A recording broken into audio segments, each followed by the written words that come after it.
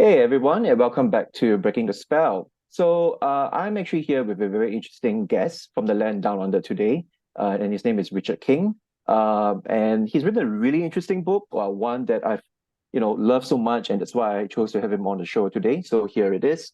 The book is Here Be Monsters. Is technology reducing our humanity? The positive blurbs on this book, they read endlessly fascinating, thoroughly enjoyable, poses fear urgent questions. And this is a book that's so central to the times that we're in right now. It's about technology, it's about what it means to be human. And Richard has written something that I feel is so important that it needs to be read. And that's why I chose to have him on. Richard, welcome to the channel. Thank you, Douglas, and thank you for that impossibly generous introduction. It's lovely to chat. Yeah, well, I'm not done actually. So first, let me tell the audience a little bit about yourself. Just to let everyone know, so Richard King is an author, critic, and poet based in Fremantle, Australia. Raised in the United Kingdom, he has a master's in literary history and cultural discourse, and worked in publishing before moving to Australia. His work appears widely, including in The Australian, The Age, Sydney Morning Herald, The Independent, Sydney Review of Books, Three Quarks Daily, Best Australian Poems, and the Best Australian Science Writing. His first book on offense, The Politics of Indignation, was published in the United Kingdom and Australia. And Richard writes regularly for Arena, focusing on the relationship between culture and technology. Let me just say a few things about why I love your book so much. I came to know about your book due to a review that was actually written by an associate professor in philosophy at Western Sydney University, Charles Barber, and he wrote it on the website The Conversation. So the review was titled, Where Have the Luddites Gone? Exploring what makes us human and whether modern technology threatens to destroy it. And I read the positive review. I was so fascinated that I figured I had to get a copy of your book. I had to actually specially order it through Amazon. So that's one case you can thank technology for, right? And what stood out for me really is your employment of the word monsters. It's something I've been thinking about in regards to human nature. Seeing the state of the world that we're in, the utterly negative, destructive aspects of the Anthropocene, the passivity, the ignorance, I hate to say it, but humans have kind of shown in regards to not trying to ameliorate these aspects. I don't think it's very wrong to characterize our status, our relationship to the natural world, or to other non-human creatures, as us kind of being very monsters, right? We're kind of very monster-like. And I feel like, your book and the arguments that you make, they force us to reflect and to think about, this thing that you call radical humanism, and I'll ask you to define that later. And it's due to the corrupting influence of, you name a lot of culprits in your book, technology, capitalism, instrumentalism, utilitarianism, right? All these different elements has, given way, as you argue, to see ourselves and the human condition as kind of a blank slate, right? And it's thereby turning us into some kind of monsters, right? It's such an interesting point and argument. And, I feel like the more we continue this pathway of increasing digitalization, radical modification of the human body, resolving societal problems through technology, either it would work or we escapade current social problems of today, from environmental degradation, social inequality, polarization, right? And I even see this also, especially prevalent among the young, right? I feel like there's something going on with them. There's something paradoxical. There's something in tension with their ideals. The real world is rotten enough, and they are either encouraged or they want to live in the virtual universe, but the virtual world cannot deliver on the merit, social, emotional, psychological needs and ideals they're looking for. And then the last point I really want to make, is that if I was to recommend someone to read a book that sort of dabbles into the philosophy of technology, I would highly recommend your book. It's a very accessible, what I feel, introduction to that topic. It's a text that argues for, it's essentially an ethics of technology. And of course, you do a great deal of work trying to debunk, many taken for granted assumptions about technology in our lives, right? Like that it's neutral, it's inevitable, more is better, right? You break so many spells, right? Essentially. So that's why I consider it essential reading, and easily my top 10 books of 2023. Oh, thank So you, Douglas. yeah, That's so easily, lovely. yeah, Lovely no of you to worries. say. Yeah. So anyway, now I want to get you talking. So on our channel, we start with a kind of introductory question all the time with our guests. So the question is, when is the first time you realized something was not right with the world, or a spell was broken for you? And it's up to you. You can answer it something that's more fundamental, or something that's related to a personal issue or to your book. So I leave it up to you. Yeah, it's a lovely question. A thought-provoking one. I think I'll do a bit of both. I think there's a connection actually between the book and what my sort of introduction to politics was. I mean, no doubt at all that it was nuclear weapons. That was the thing that really I can remember striking me very hard. I grew up in the UK, as you said. I was born in 1971. So I was kind of in my mid-teens when the Cold War was at a very, let's say, dangerous point. Far more dangerous, we now know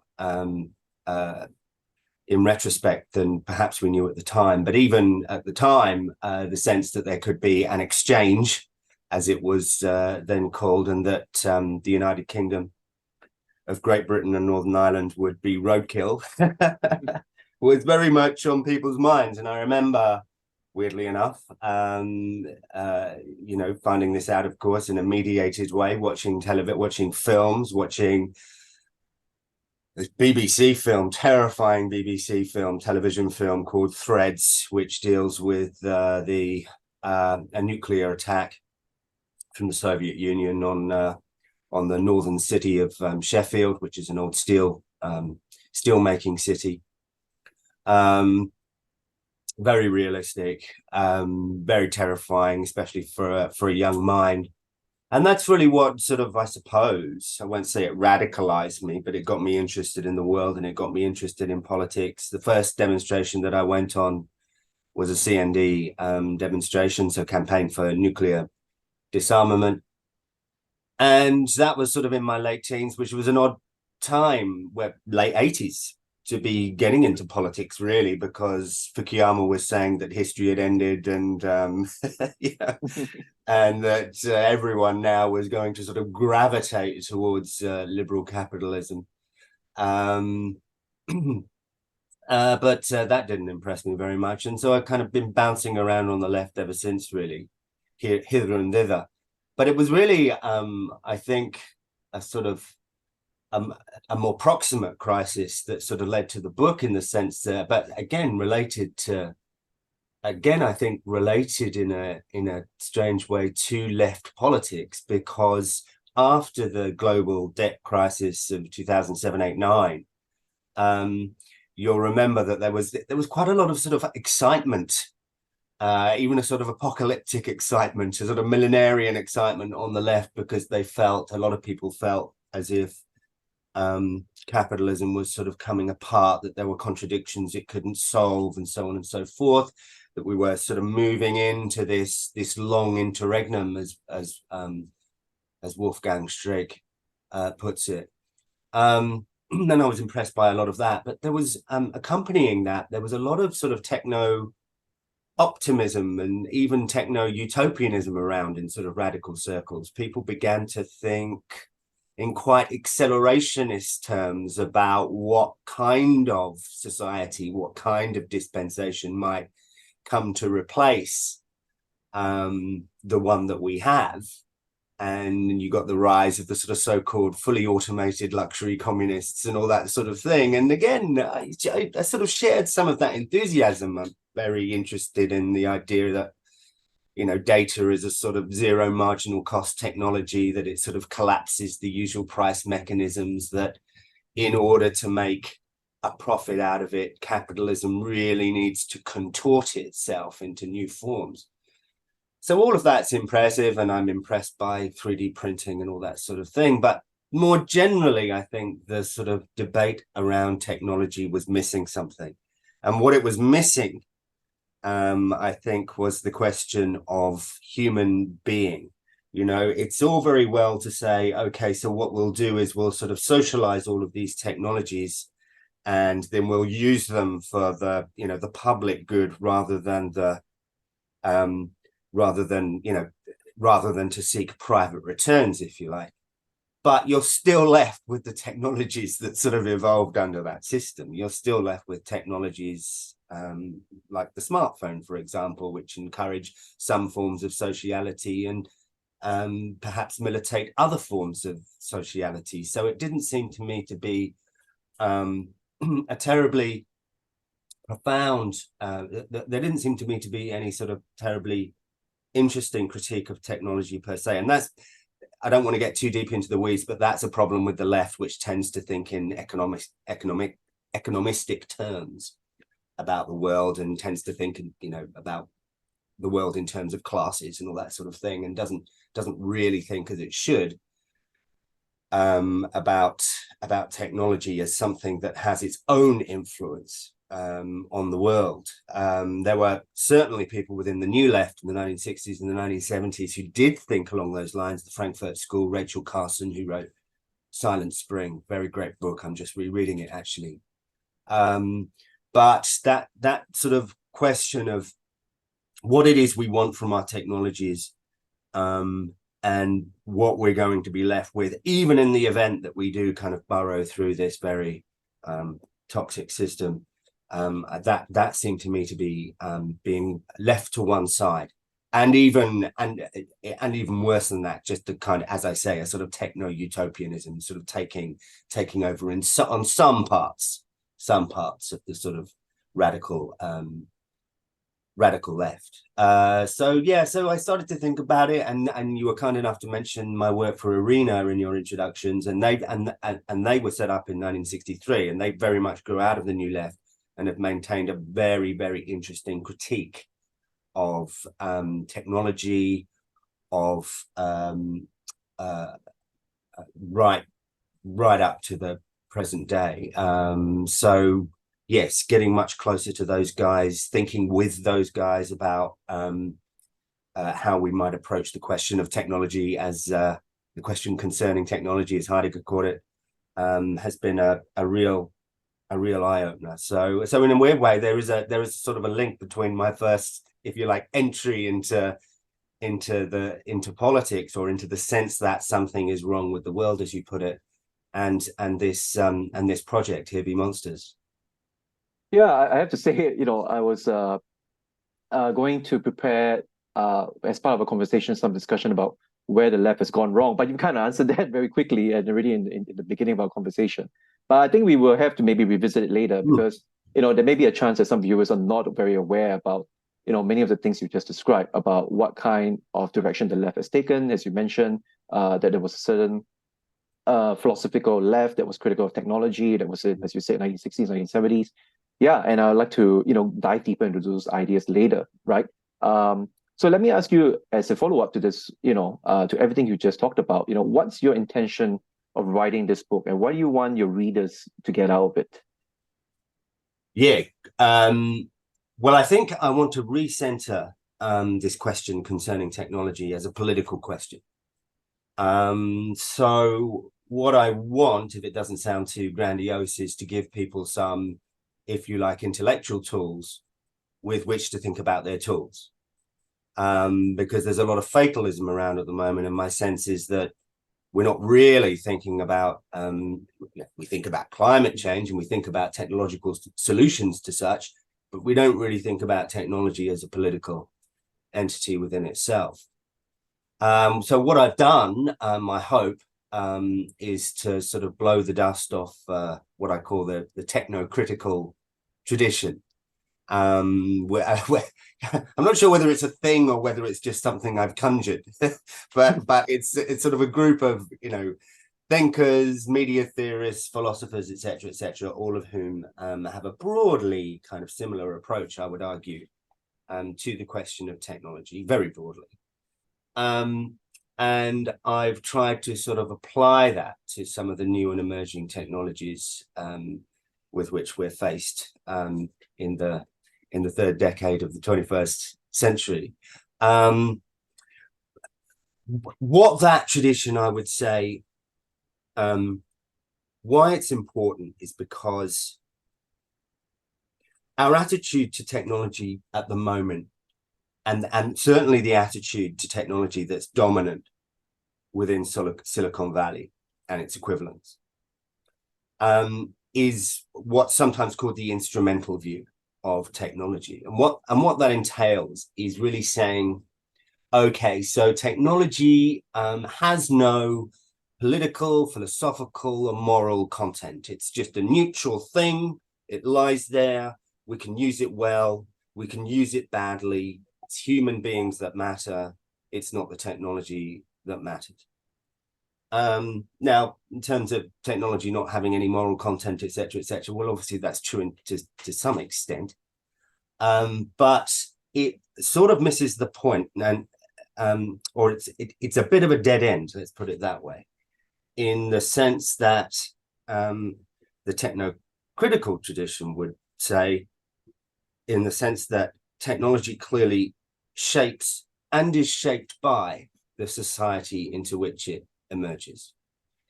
Would the smartphone, for example, or social media, for example, have emerged in a society that was less in thrall to certain notions of individuality, certain notions of performativity? Would it have emerged or would it have taken the form that it has in a less atomized society? I think the answer is obviously no. Are we living in the same society that we were living in when it first emerged into our society? Again, I think the answer is obviously no. So it's a really kind of very simple, quite basic proposition that I'm putting forward, but it's very important to kind of get into the habit of thinking about new technologies in this way. It goes right back to Socrates. You know, Socrates is often kind of invoked by the techno optimists, by the tech bros in Silicon Valley, as this kind of ridiculous figure because he took against the one technology which apparently we all agree is a great technology, which is writing. And Socrates famously said in the Phaedrus, I think it was, that he was against writing. You know, he was against writing for in his philosophy. He never wrote anything down. And it's true, never wrote anything down. It was only, there's an irony here, of course, because it was only because two of his students, Plato and Xenophon, were sort of following him around the agora, committing everything he said to their little wax tablets that we know anything at all about Socrates. So I get the irony. I get that it's funny. But he was actually asking, he was actually raising some interesting issues about writing. He said, for example, that it causes the memory to atrophy. And as anyone who's made even a cursory study of traditional cultures will know, it does cause the memory to atrophy, in a sense, because those cultures will tend to have very sophisticated mnemonic techniques, the purpose of which is to commit things, often quite complex information, to memory. Okay, so it causes the memory to atrophy. He also said, rather charmingly, that, a written text can't answer back. It's like a painting. It just hangs there, and that goes to the embodied nature of his philosophy. For him, there was a deep, deep connection between the kind of philosophy he was doing and his relationship with his students, with whom he mingled physically in the agora, talking to them day after day about these things, digging down into their assumptions in real time. Okay. So I think that's very interesting. And even if we don't go all the way with the gadfly of Athens, I think we can appreciate that those are some interesting questions that he's asking about the one technology that now everyone seems to agree is beyond reproach. More recently, you get people like Neil Postman, who wrote very well about television back in the 1990s. He actually described technology as ecological. That was his term. He said that it transformed the human element in the same way that a drop of red dye transforms, can recolor a glass of clear water.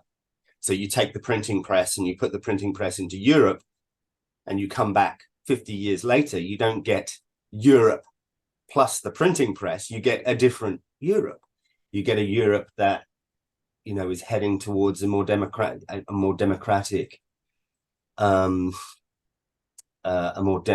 relationship, perhaps towards religion. You get the emergence of a public sphere. You get spreading literacy, very slowly spreading literacy, but spreading literacy nevertheless. And you also get some things that perhaps you wouldn't be so keen on, like the beginnings of national identity, the beginnings of colonialism as a consequence of that, the beginnings of imperialism. So it's very interesting, and I think very productive to think about technology in this way. But that's what I've tried to do in the book. And as I say, I've tried to recenter it as a political question and to encourage people to ask. I think it's Neil Postman that puts it this way. What does this technology give us, and what does it take away?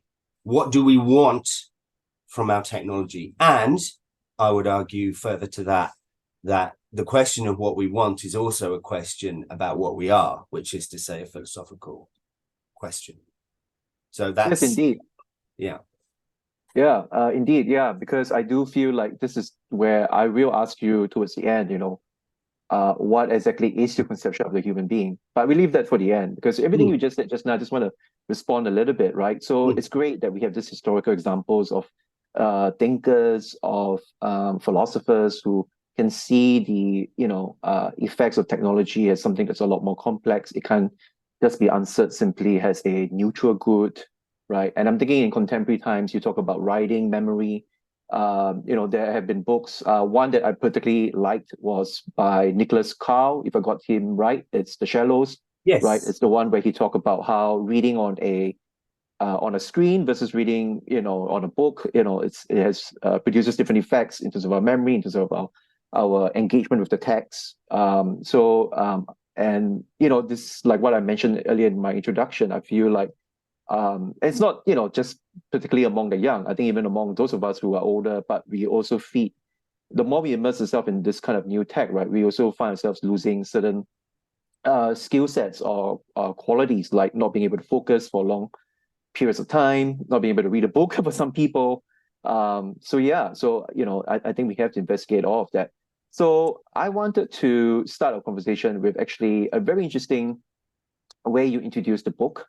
So you talk about television, and you know, you started the book with two popular cultural references, which is George Romero's Night of the Living Dead, which, if people don't know, is the first Western film, I believe, that popularized zombies, and Stanley Kubrick's 2001: A Space Odyssey. And this is a movie where it's about a rogue AI in a spacecraft that's about killing its only astronaut inhabitants. You know, I thought I'd summarize that because maybe young people don't even know what those two films are. But anyway. Right. So, you know, what your takeaway, you know, in terms of analyzing these two films is that, you know, you talk about how when it's the George Romero film, the one about the zombies, it's focused on the topic or the theme of degradation into something less than human, right? The undead. And the other one, you know, 2001 Odyssey, you know, that one's focused on the sophistication and power of new technology and, you know, how it can become, you know, malicious. But you then brought up the idea, you know, what if there's a third scenario, right? What is the danger, you know, whereby the danger is the new tech not only lies in subjugating human beings, but transforming us, right, into something we are not. And of course, a couple of pages down, you talk about that scenario actually having been entertained by, obviously, the classic work Frankenstein, the modern Prometheus. But, you know, here you argue something interesting, and I want to leave it up to, I want to have you talk about this, which is you said that, you know, modern iterations of Frankenstein, right? They don't really quite understand the original message of the book. And, you know, all the more we need to understand that message, you know, today, that, you know, there's something that what, you know, Mary Shelley wanted to say, right, with her story. So can you just talk about this? Yeah, absolutely. Thank you. I mean, yeah, I mean, great summation of the sort of first pages of the book, as I think I say, both the Romero zombies and the rogue AI, HAL 9000 in 2001, they're both monsters. That's to say, they fall between the categories. There is ambiguity about what sort of category they fall into. Freud described this as the source of the uncanny, when there's sort of ambiguity about precisely what something is. I think Aristotle says somewhere that a monster is a creature that has failed to fulfill its telos, its purpose. It's become something else. It's interesting when I talk to certainly not you, Douglas, but when I talk to some journalists whose researchers haven't perhaps read the book with as much intelligence and nuance as you have, and they just assume when I'm talking about monsters that I'm talking about the rogue AI, right? But the rogue AI is not the monster I'm interested in particularly. I don't think that, on current trends, there's going to be a point at which, well, certainly not as they're currently constituted. I don't think there's going to be a point at which, ChatGPT crosses some kind of hermeneutic threshold into consciousness and then starts quibbling about who's in charge or crying at the sight of three-legged dogs or something like that. I just don't think that model works. I think it's a category mistake, and I think it's at best a metaphor for what's going on. Maybe we could dig down into that. The interesting thing about Frankenstein is that it's often treated in the same way. That's to say, it's treated as a kind of disaster book, like a kind of, oh my goodness, and that goes actually to the fact that often that Frankenstein is actually confused with who's the guy that makes the monster, the creature, is often confused with the creature itself. Okay, but it's not the creature itself that's the monster in the book. The monster is Victor.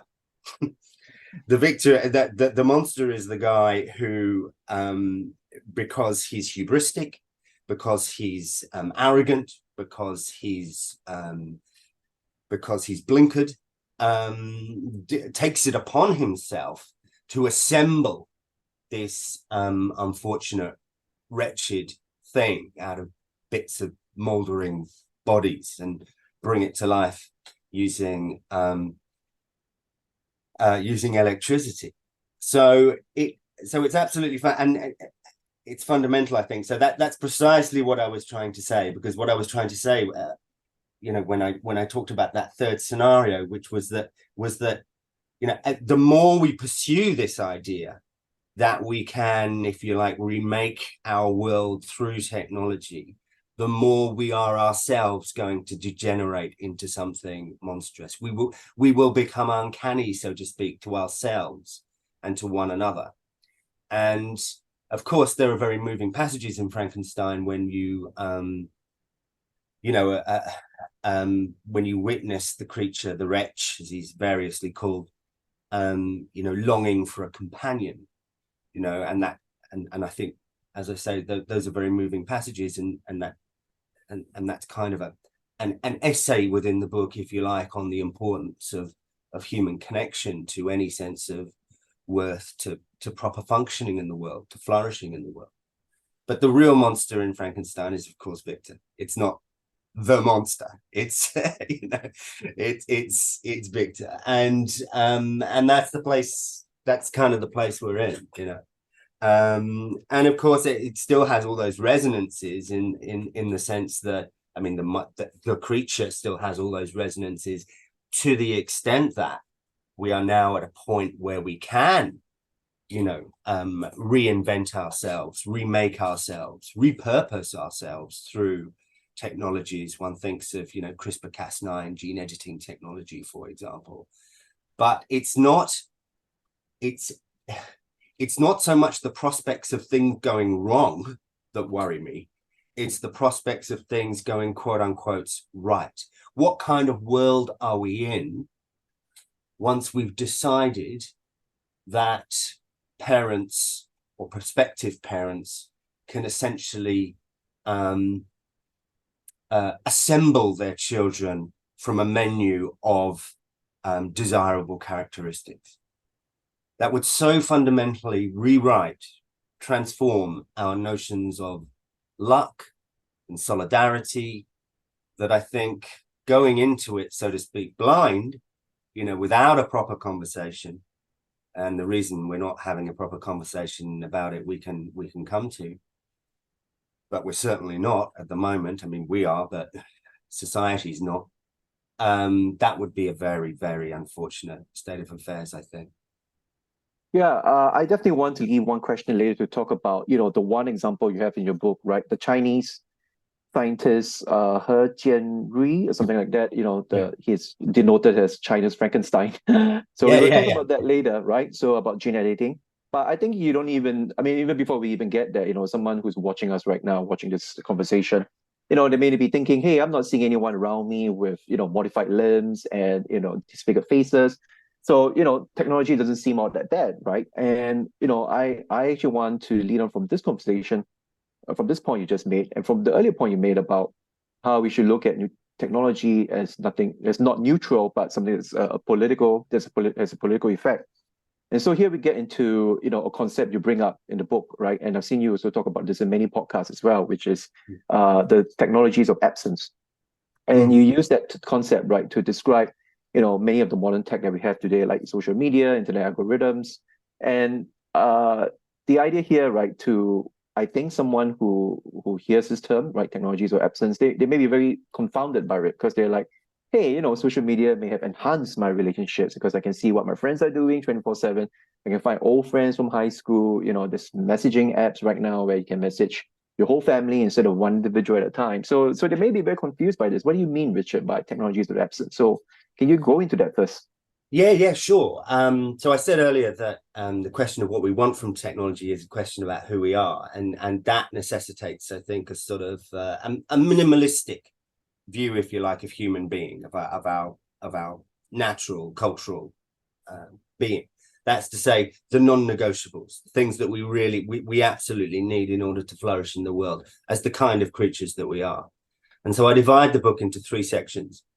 The first section is about our social lives, our sociality, if you like, our way of being in community with one another.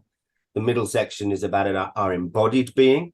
I'm a materialist, so I'm a somatic materialist. I believe that we are, before we are anything else, bodies in the world, and I think that should be fundamental to our thoughts on this and many other things. And finally, I talk about our creativity and our agency.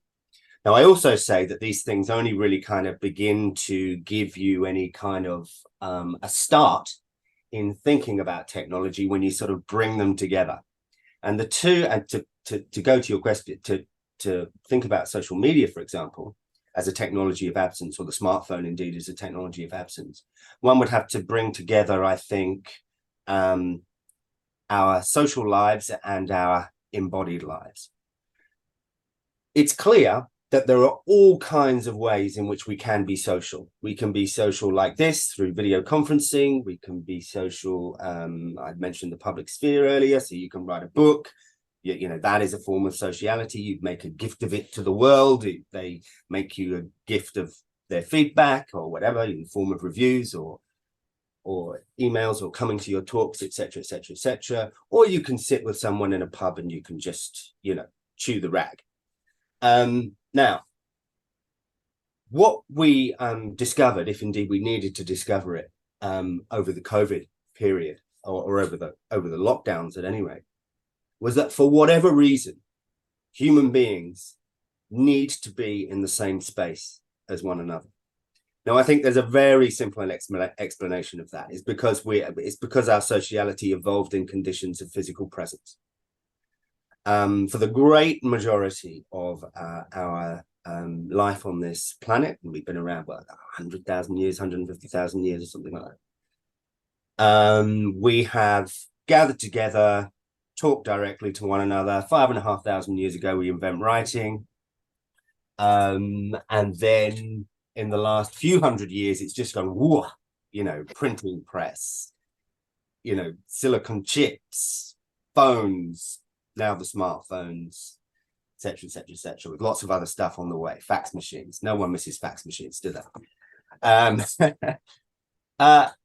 So for whatever reason, and I'm not even particularly interested in what is it hormonal? I don't know. But for whatever reason, we need to be in the same room as one another We need that physical engagement, that embodied engagement with one another. So this goes, I would argue, to our social being, but also to our embodied being. What you've had, I would say, since the sort of onset of modernity, but certainly in the last 50 years or so of neoliberal capitalism, is a couple of things that are quite interesting. The increasing atomization of society, of communities, the sort of the application of economic ways of thinking into almost every, competitive ways of thinking into almost every area of social life. Okay, such that it's completely transformed social life, I would argue. And what you've had at the same time as part of that same process, certainly in global northern countries, so-called, such as ours, is an increasing is sort of a situation in which we've moved from a material economy and making of actual things to a knowledge economy. People spend much more time on screens. Now, that gives human beings a problem in the sense that I would argue, their social relationships are being denuded, are being disappointed, are being eroded, the kinds of relationships that they need. And so what happens around 2000, I guess, is that along come these people, these tech bros, and they say, well, here, look, here's a smartphone and here's some social media, and now you can reconnect. And if you look at the early advertising campaigns, it was all about connection. Even during COVID, they were really painting themselves as the heroes of a situation in which, we had to be socially distanced. Well, social distancing is their business model. Okay, there is no social media, there is no smartphone without social distancing. Okay, so it's actually, I'm not engaging in conspiracy thinking here, but it's in their interest for people to be physically apart. What happens with social media and the smartphone, I would say, is that we get back a form of sociality. It gives us, in one sense, what it is that we feel we're missing, which is that connection with others. But it gives it to us in morbid form. It pulls those relationships into an economy of shares and likes and retweets and whatever it happens to be, and it makes us anxious. And we can see this, especially amongst the young. Smartphones, social media, they make them very anxious. People simply are, that not only, I would say, in one way, relations of, even when we have situations such as, let's say, going into a university in which space you are surrounded by embodied others, into that space now, because of the smartphone, is introduced what I would term relationships of absence, because you're taking your smartphone in and then you're just sort of sticking with that. And you're not sort of looking. And so you walk through I'm going to sound like a terrible boomer now, but you walk across a university campus now, and it's like, it's like Invasion of the Body Snatchers, everybody's like this, So that's what I mean by, I mean something broader than that by technologies of absence, but I think communications technologies, because they both connect us and engender certain forms of disconnection at the same time, are an interesting case. But of course, as we begin to build, depots that are essentially run by machines, factories in which we have very little contact with other people, cities potentially in which we will again have less contact with flesh and blood human beings than we have at the moment, forms of healthcare in which we will have less embodied interaction with our doctors, nurses, carers, and so on and so forth. They're already talking about using bots within nursing homes, for example. As we move into that, world, and I'm talking here about everything from the self-service checkout to the military drone. The idea of an autonomous weapon now, that isn't even controlled by another, embodied human being, but has the ability to take out people who it recognizes or appears to recognize as combatants. As those technologies of absence and those relations of absence spread throughout society, then what you get is a very different kind of society. Yeah, there are so many things you said that I want to respond to. So, just to help make this, what you just discussed, more alive to, anyone listening. So there's this article that just came out 3 days ago. It's on The Atlantic. It's called "Life Really Is Better Without the Internet" by Chris Moody. And, this author talks about how when he became a young parent, he didn't want to be one of those parents that was constantly glued to their phones and, instead of spending time with their kid, constantly looking at their emails or, surfing entertainment websites. But he found that it was just very hard for him to, tear himself away from using the smartphone. And so he and his wife decided to, reorganize their life around and to actually live without a Wi-Fi. And he talks about how he managed to recapture, something that's, like you say, intrinsically human and something touching and emotional and real, right? Of being with his wife, being with his kid.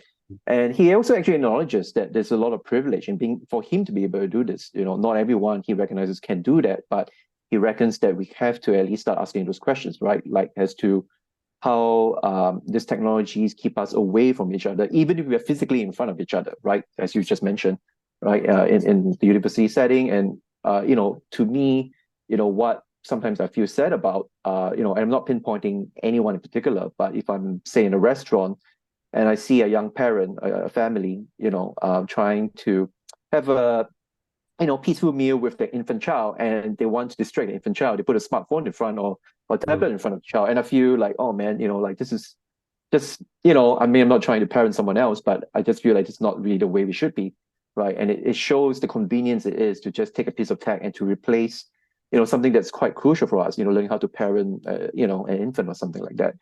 Then the other thing that you pointed out, right, which is obviously where we get into what's so important right now, especially in the context of the, Israel occupation of Gaza. I'm going to use those terms, right?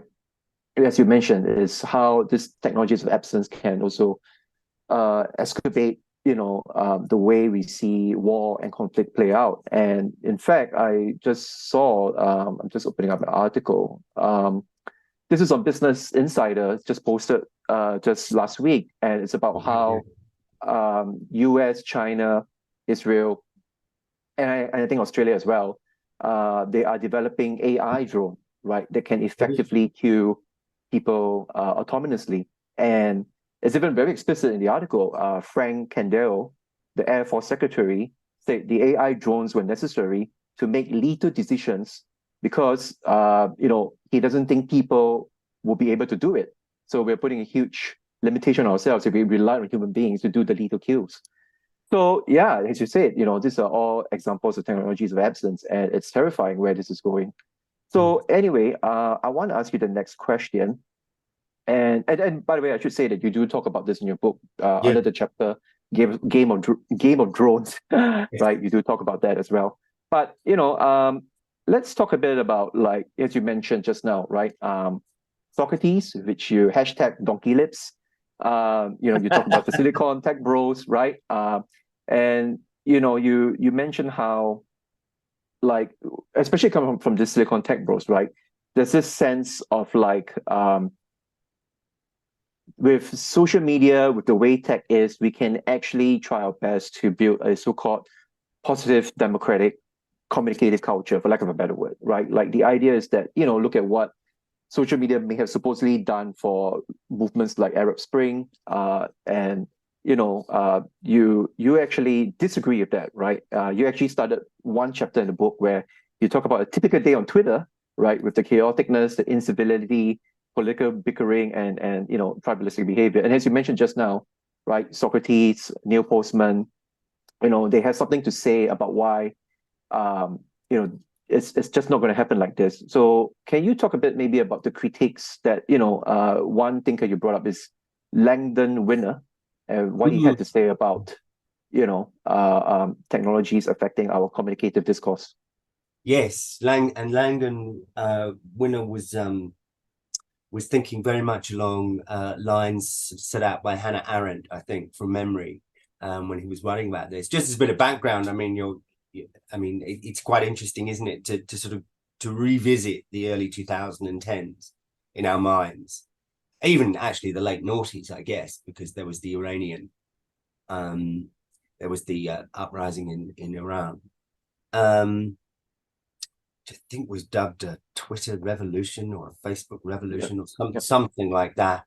And then in the early 2010s, you got, of course, the a whole range of uprisings across the Maghreb and in the Middle East, and you got the Occupy movement and the Indignados in Spain and in Gezi Park in Turkey and all this sort of thing. And very much, I think, I don't think I'm mischaracterizing it. I would say that social media in those movements was very much sort of held up as a liberatory tool. This was something that in both form and content, was going to allow us to sort of come together and all that sort of thing. My line on that, and I think that only took a couple of years, but we began to see that kind of analysis really drop off and become more self-critical. My line would be that social media, great for getting people into the public squares, very bad as a public square. And one of the problems, of course, with Occupy, which was very inspiring in some ways, was that it just left itself nothing to actually demand. It didn't have a demand. I think originally it did have one demand, which was sort of set out by adbusters who called everybody out initially, and I think they wanted an inquiry. This is in the United States, an inquiry into the relationship between money and politics, which I think was a fair enough thing to ask for. What's happened with the digital public sphere? This goes to what Langdon was writing about, channeling, as I say, Arendt. Broadly speaking, what's happened is that, we can go back to printing and the emergence of this thing that we call the public sphere, because what writing allows you to do is to communicate with people across time and space. It is a technology, it is writing itself. Forget the printing press. Writing itself is a technology of absence. So we've had that for 5,500 years. And on the back of the introduction of the printing press, what we've developed is this thing that we call the public sphere, in which people enter, scientists and historians and people who are interested in politics and so on and so forth enter that space and share their ideas, argue, etc., and that's a privileged space. Things wrong with it, but it's in many ways a sort of ornament, if you like, of human civilization. What's happened with social media is that I would argue the personal has collapsed back into the sort of public frame. So there is always ambiguity about whether social media is a sort of personal space or whether it's a public space. And the answer, of course, is that it's both, right? It's both. But what that leads to, not always, but what it often leads to, is a sense that is a situation in which people can't distinguish between a political attack and a personal attack. And that makes for a very febrile, a very fraught environment. It's not only, though, the disagreement or the incivility, as you call it, in that space that concerns me. Actually, what concerns me as much, or perhaps even more, is the amount of agreement in that space, because most of what occurs on social media, like let's talk about Twitter, or X as it now is, which is the one that journalists like me feel obliged to be a part of because it's just interesting to see what's trending, what people are saying, etc., etc. you know, it's most of what happens there is just people agreeing with each other. You know, it's just like, yeah, you know, burn, you know, owned, all that kind of stuff. I'm sounding like a boomer again. But you know what I mean? It's, and I don't think, I think, you know, to talk like this, I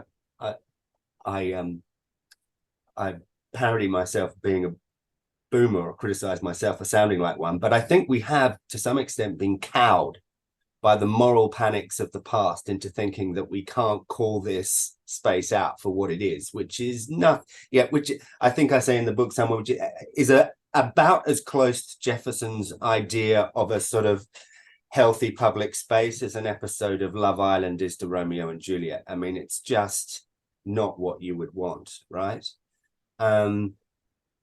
So it is a very fraught space. It's a democratic space, sure, but you know, everyone's invited. But the quality of what gets said is never very is rarely very good. But then again, you have to. I have to say, you know, if it weren't for social media, how would we? You mentioned Gaza. How would we know? You know, we wouldn't see those kids, you know, or what's left of them, you know, being carried into, you know, Al-Shifa and all the other hospitals, you know. So, you know, it remains a democratizing tool. I don't want to say that I'm against the smartphone or I'm against social media, but as a public, you know, and as I say, it's good for getting people into the public square. It was very useful to the Black Lives Matter movement, but which I think was by far the most impressive social movement of the last couple of decades. But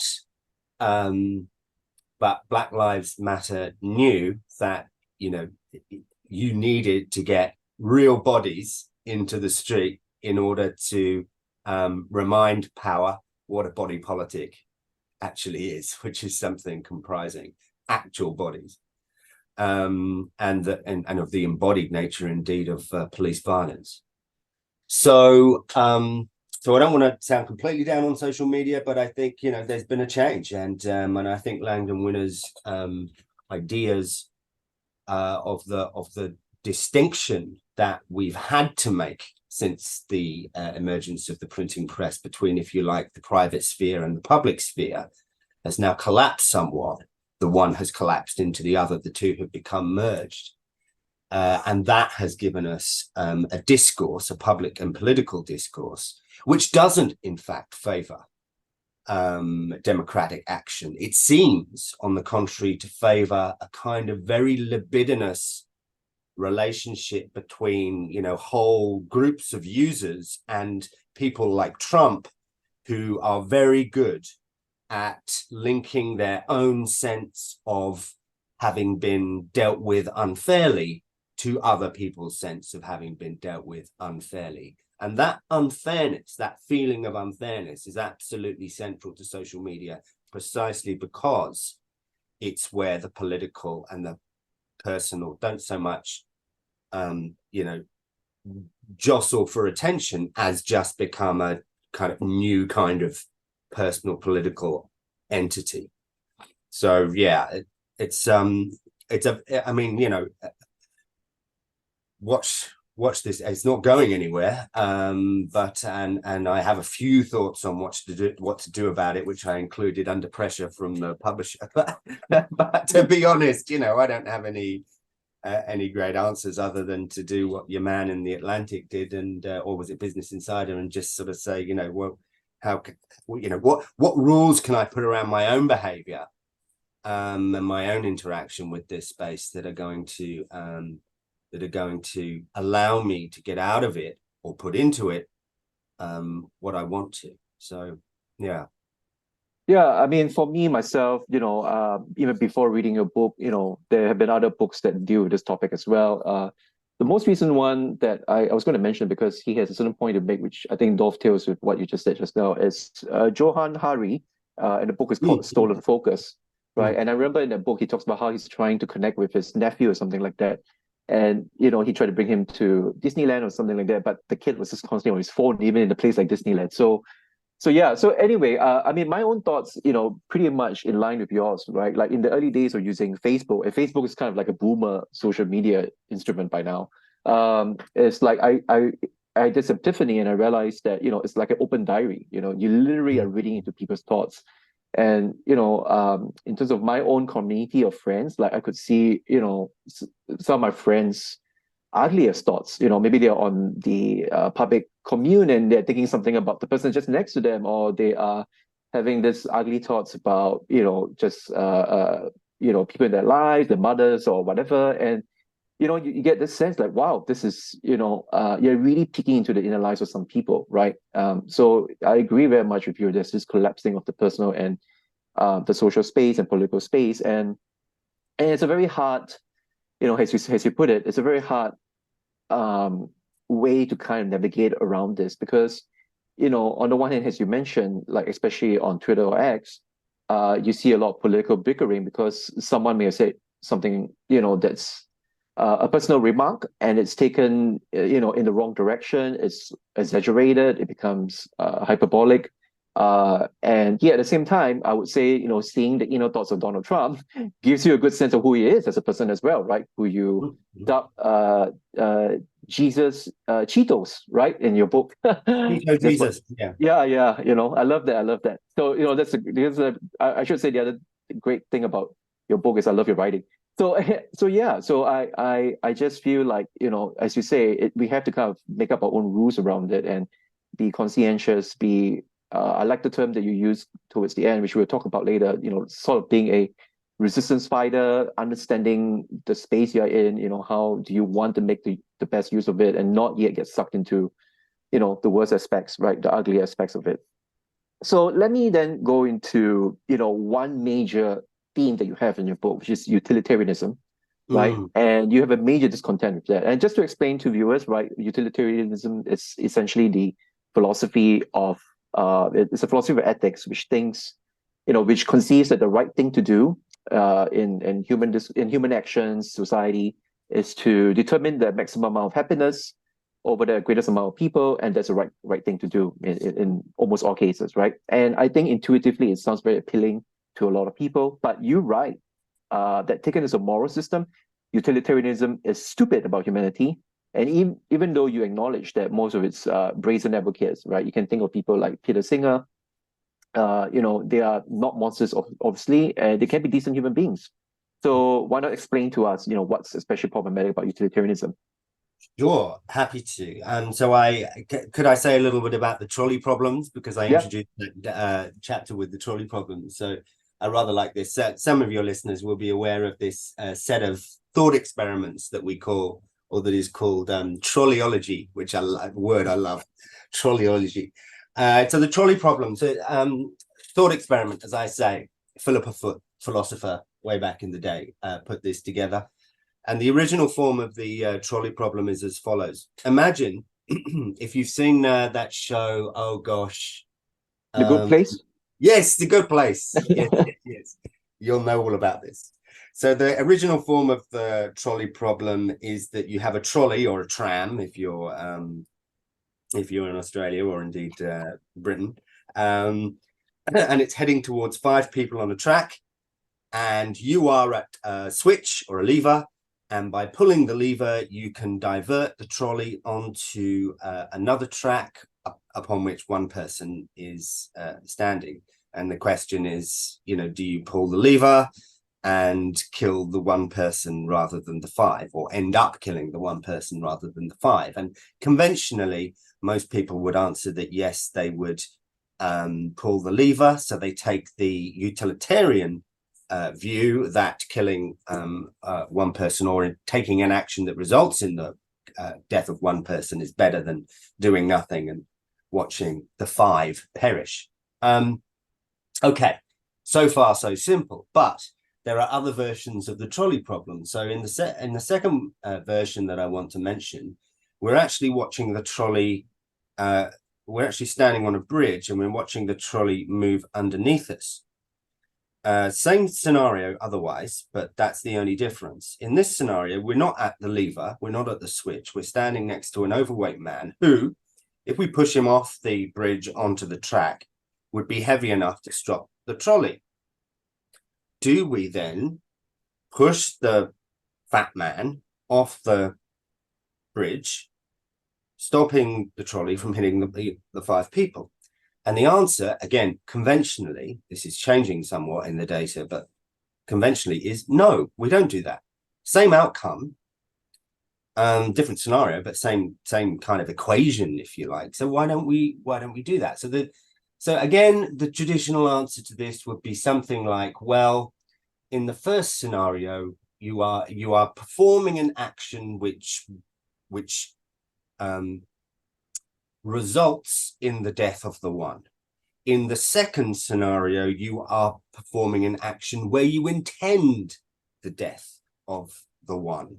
And that distinction feels important to us. And I think there's probably some truth in that. But there's a third a third iteration of the trolley problem, which complicates this again. In this iteration, we've got the track, we've got the trolley moving, towards the 5, and then we've got a loop before the 5.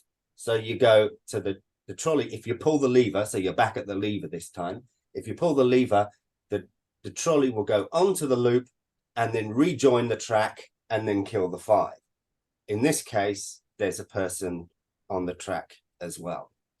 So it's actually the same equation, if I can put it like that, as the fat man scenario, or bridge scenario, as it's sometimes called, in the sense that, yes, you are using that one person now to stop the trolley. You are intending the death of that person. But here's the interesting thing. While most people say they wouldn't push the fat man off the bridge, most people, again, conventionally, historically, have said, or very many more people would say, that they would use the one person on the track to stop the trolley. Now, that's really interesting. What's the difference? The difference is that you're not placing your hands on another human being, I would argue. And there is something about human beings. Again, this goes back to my remarks before about the social and the embodied nature of human beings, which just objects quite viscerally to the idea of assaulting a person in that way. The other way of saying this, I'm being a little crude, but the other way of saying this would be to say that killing people is easier with technology. Okay, so people appear to become more utilitarian the more technology is around.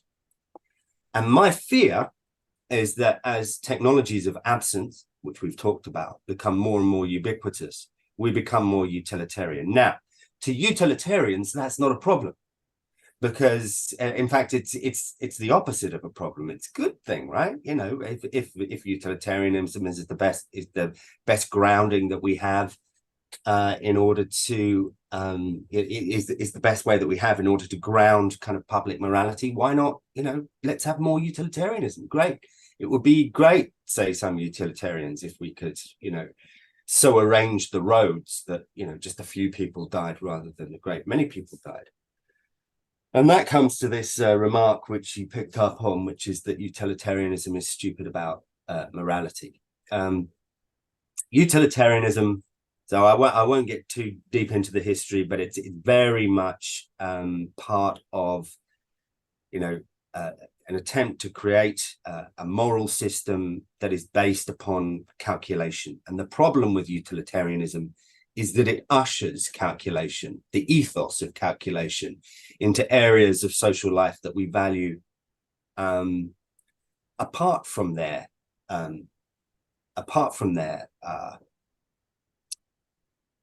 calculability. Okay, so when Peter Singer, you mentioned Peter Singer, who's a nice guy, okay, and he's a serious guy, and he's a moral guy. I've been to Peter Singer lectures, and he's very impressive.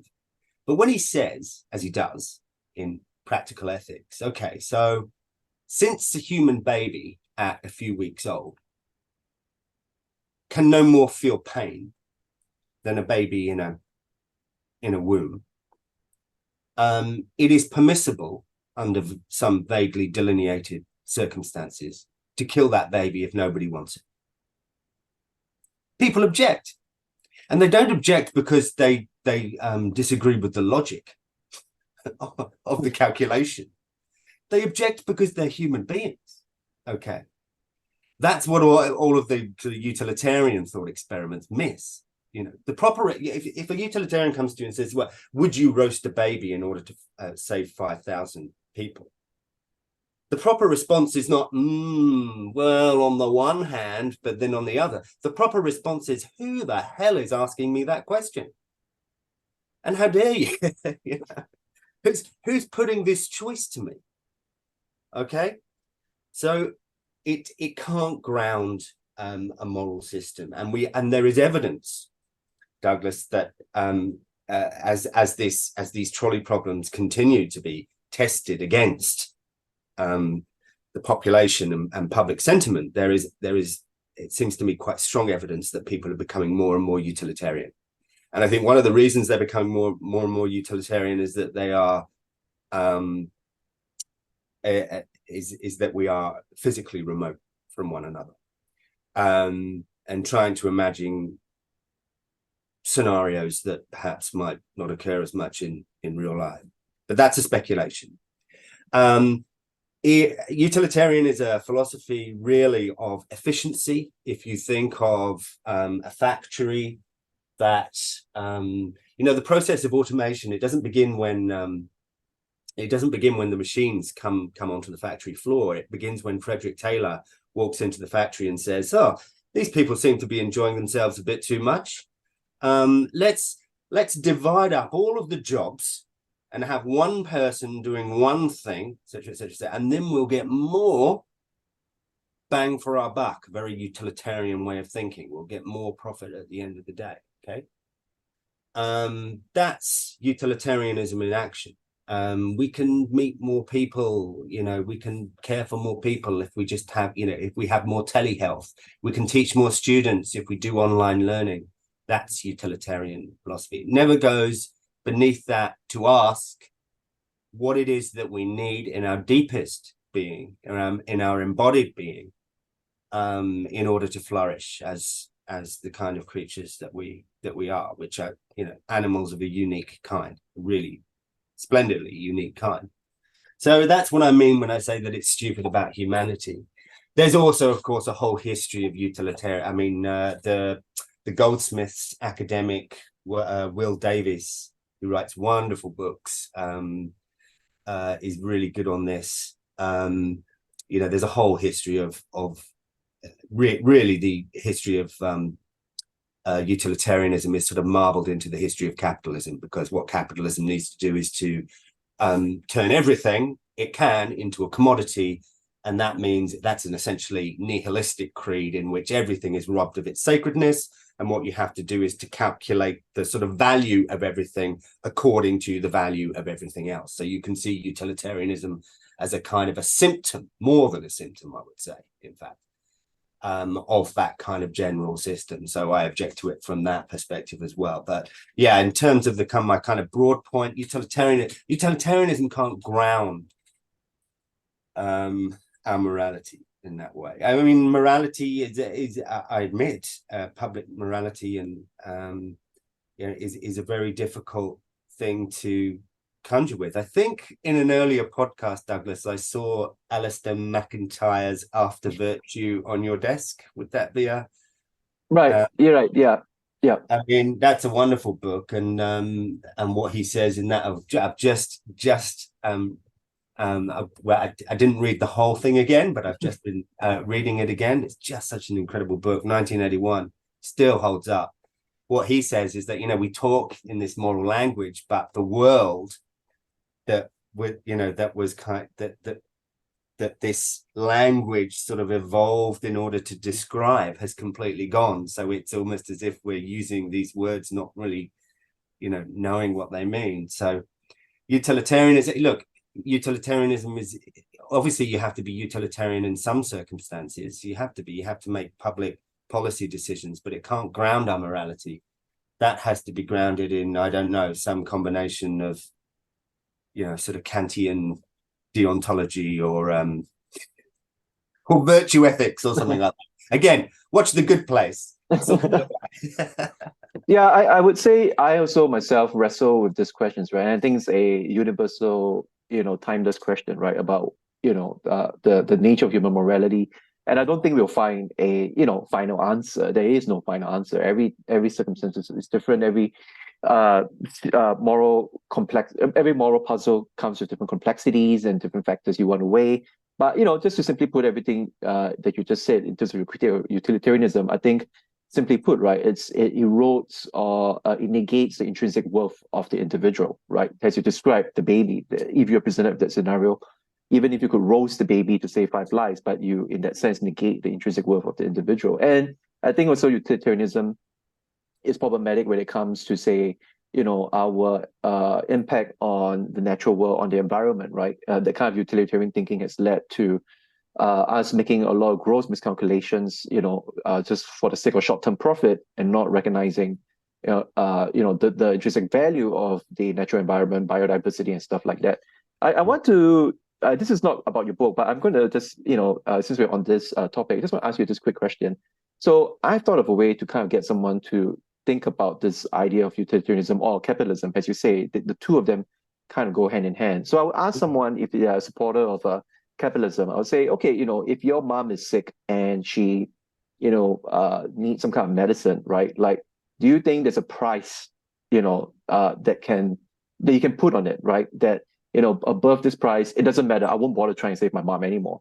And they'd be like, no, of course not, right? And then I would say, yeah, there you go. That's why I say socialism is somewhat in the heart of most people's sentiments and moral beliefs. They just don't reach into it enough to see that if you believe just as much as your mom's life is priceless and it's, there's no price that can be put on it to saving her, then you should see the same for everyone else. That we all are operating with that kind of, as you put it, embodiment, proximity to our loved ones, to our community. And, that's why capitalism is such a vicious system, because it forces us to have to make the kind of utilitarian calculation on not just the people around us, but even people who are abroad. And, why even have a moral language to say that everyone's life is equal if you're not going to live by it? At least the system doesn't live by it. Yeah, I absolutely agree. And I suppose that's what I mean when I say that what utilitarianism does is to usher in the ethos of calculation into areas of life where really it doesn't belong. It's funny to watch utilitarian philosophers sometimes struggling with these thought experiments. So there's one, for example, that says, there's one that, quite a famous one, that says, okay, so if you're in a lifeboat and the lifeboat is sinking, and you have to get rid of someone, okay, would you do it? So that's the basic form of the problem. And then, like the trolley problem, there are other iterations of it. One of them is as follows.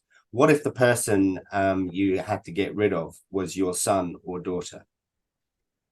Now, it's quite interesting to see that the responses that utilitarian philosophers come up with. They say they try to sort of complicate the notion of calculation. So, well, if you had a society in which, people were just getting rid of their sons and daughters, that might lead to this, which would lead to this, it's all sort of, mapped out in a kind of causal way. No.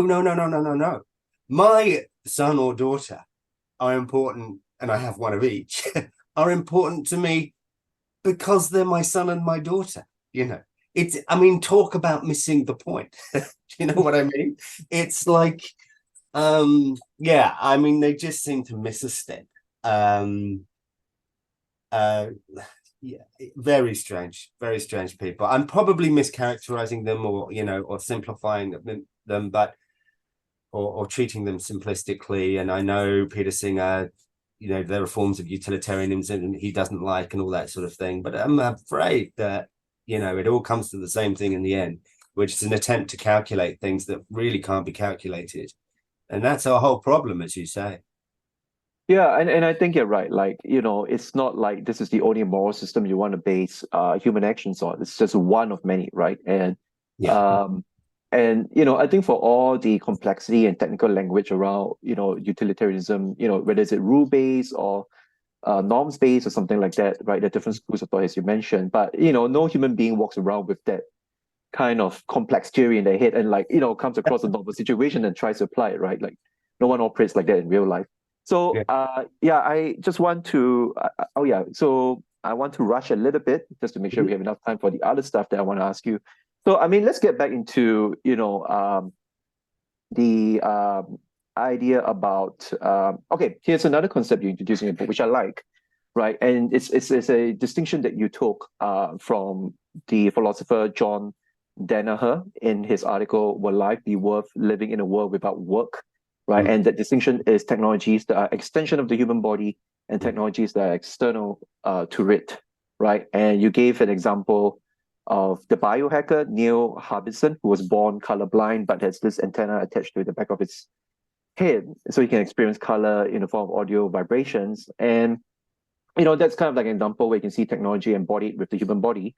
But you also talk about the difference between that and conventional tools like hammers, screwdrivers, microscopes, right? Technologies that are not an extension of the physical self, but just simply help us deal with a particular task. So you argue obviously that when you compare between, say, a hammer, an iPhone, a nuclear reactor, these are not just simply the same technologies and extensions of each other. The idea is that there's something much more richly different about each tech that we are treated with. So can you talk a bit about this, and also actually you can go back to what we were talking about earlier, the gene editing part, right, of your book, right? So I suppose you will want to try to give, say, a cautionary tale about how we should be mindful of, how we scrutinize tech.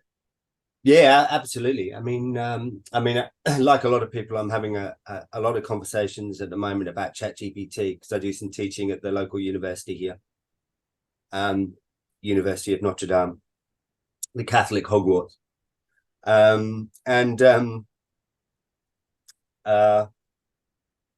something that I was on a panel the other day for an educational conference, and something that came up then and which really comes up a lot is, well, it's okay to use ChatGPT. We just need to teach people how to use the inputs correctly.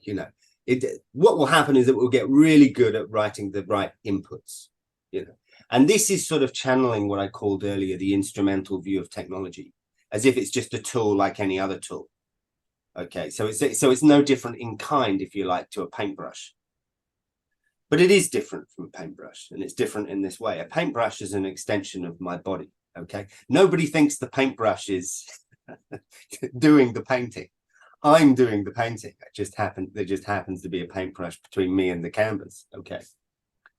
ChatGPT is something quite different, just to use that example.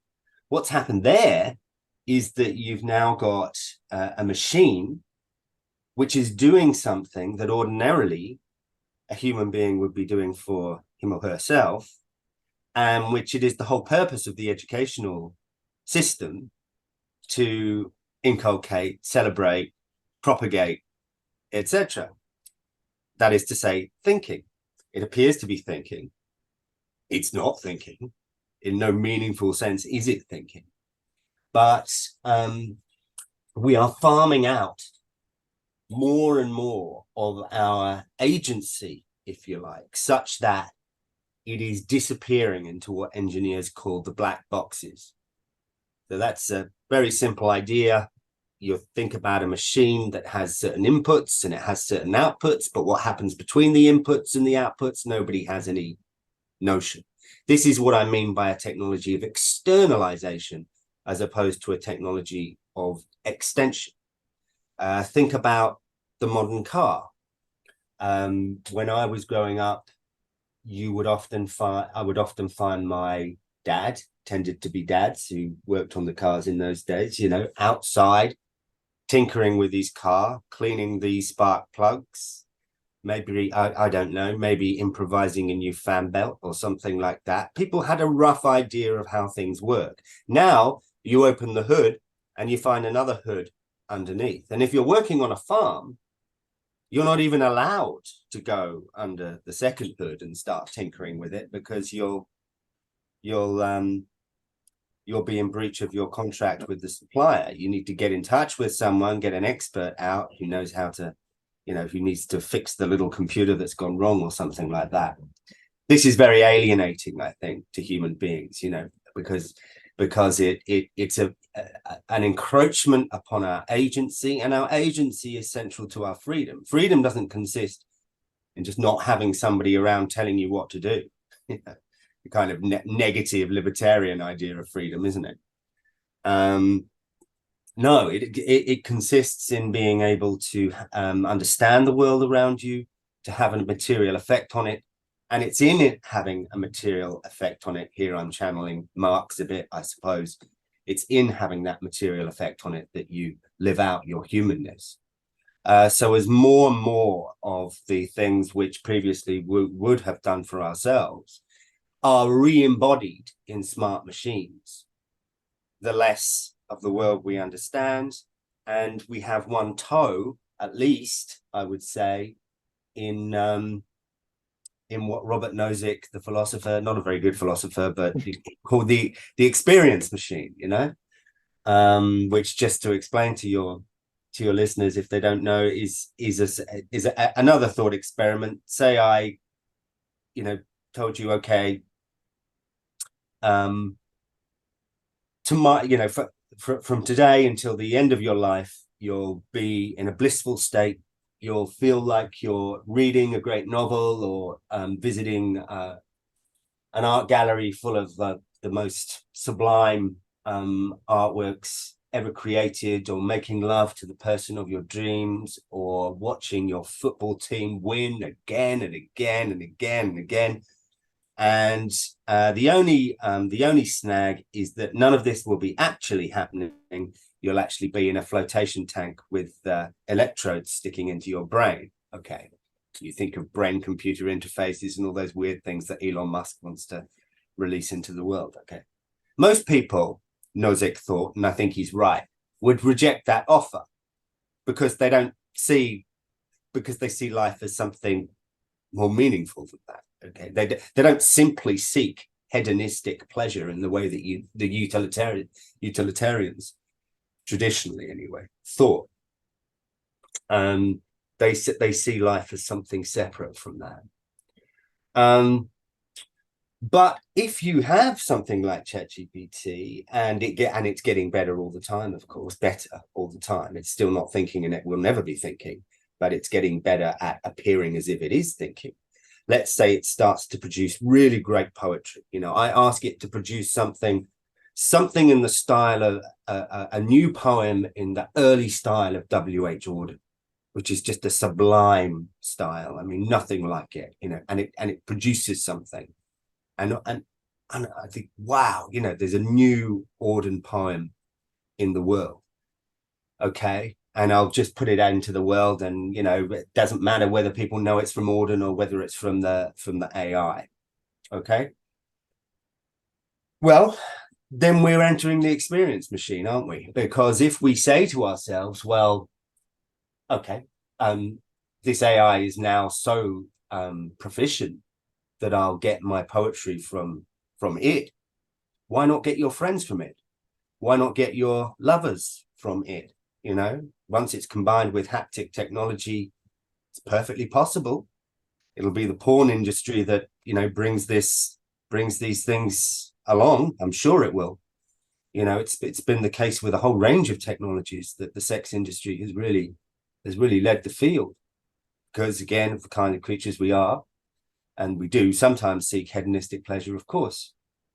So I think that's very interesting, and we need to be able to sort of name that problem to the extent that we think it is a problem, and I think it certainly is, and to say, well, how much of ourselves, therefore, do we want to keep, and how much are we losing by simply sort of, how much are we losing in the name of efficiency? How much are we losing in the name of convenience? Because the weird and weirdly ironic thing about all of this tech is that it's all sold to us in the name of freedom. There's a species of advert in which some young thing will be kind of striding through the street, and they'll have the latest earbuds in or something like that, or they'll be looking at the latest smartphone or the latest app or whatever, and the whole world is just kind of falling into whatever shape the music in their ears dictates. And maybe at the end of the ad, they'll meet up with, 2 or 3 people that they love in the bar or whatever it happens to be, and they have their sushi or whatever. Okay. But everything else can get lost. It's like, and that's our image of freedom. Our freedom, in other words, is constructed as a purely negative, a purely negative phenomenon. It's what you're not bothered by,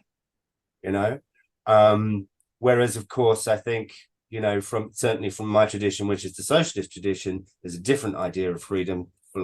Philosophy, we would call it positive liberty or positive freedom, I guess, which is the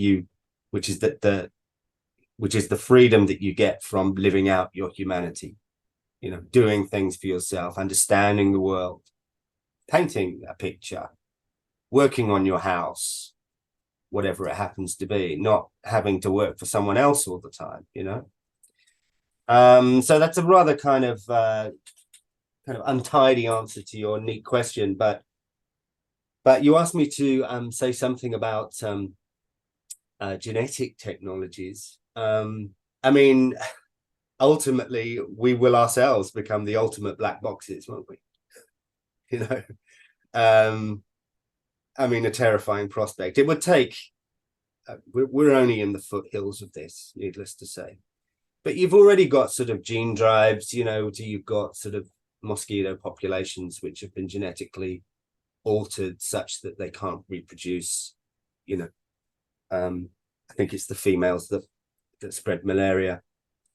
That might even be a positive outcome. I don't know. Funnily enough, this is what I'm going to be writing about. I very much hope, in my next book, which at the moment is called Brave New Wild. The sense that we're all sort of sitting around waiting for the techno fix. The planet itself could become just a sort of, black box, a big machine, geoengineered machine that we have to, that we kind of give to experts to sort of manage in a way that allows us to drive our cars, drink our Slurpees. That's a really old reference. And do all that other. Yes, that's right. What a great film. So yeah, I mean, and that's of course a terrifying prospect. It's difficult, talking like this, I'm aware that some people might think it's slightly hysterical, but you have to think just how far we've come. It's all happening so fast that we don't get time to think of just how far we've come. But I can tell you, I'm 52 years old now, and when I describe one of the classes I take is research skills, and when I describe just what my sources of information were when I was growing up, just 40 years ago or whatever, I surprised myself. One newspaper, a few Len Dayton novels, a dictionary, a Bible with a thick layer of dust on top, 2 TV channels. Anything else you wanted to find out, you had to walk up to the library in your corduroy shorts and look it up for yourself. I'm not saying that was a better world, and I'm not saying that the internet with its, I'm a big fan of Wikipedia and websites like that. I think it's the internet we should have had. I love it. I love having this information at my fingertips, but it comes with a cost, and we're not thinking about what that human cost is, I think. Yeah, I think there's a lot there for me to reply to. And just like you, I mean, when I was in Uni of Melbourne, the internet was around, but I spent a lot of time just going through the libraries per se. I didn't have to go on Google. I had to actually go there, photocopy all the articles I wanted to read and research, and grab the books and hope for the book that I wanted to be there in the libraries. There were all these things that I also went through, just that kind of physical labor, right, of research. So I just want to say a few things, right? Like, because as you mentioned, right, the key word you used just now, like you you you are saying that some people may accuse you of being hysterical, hyperbolic. But I think you're right, right? In the foothills of it, right? You mentioned sex robots, obviously. But even if you don't go there, even if someone doesn't have a sex robot per se, but people are trying to find relationships online with AI bots, so Yeah. that's that. There's also the sense that, this is more like, I think, found in US populations, but generally the young have been expressing that they find it hard to connect, that particularly after COVID pandemic, after the lockdowns and everything, people have become more scared to socialize, to go out.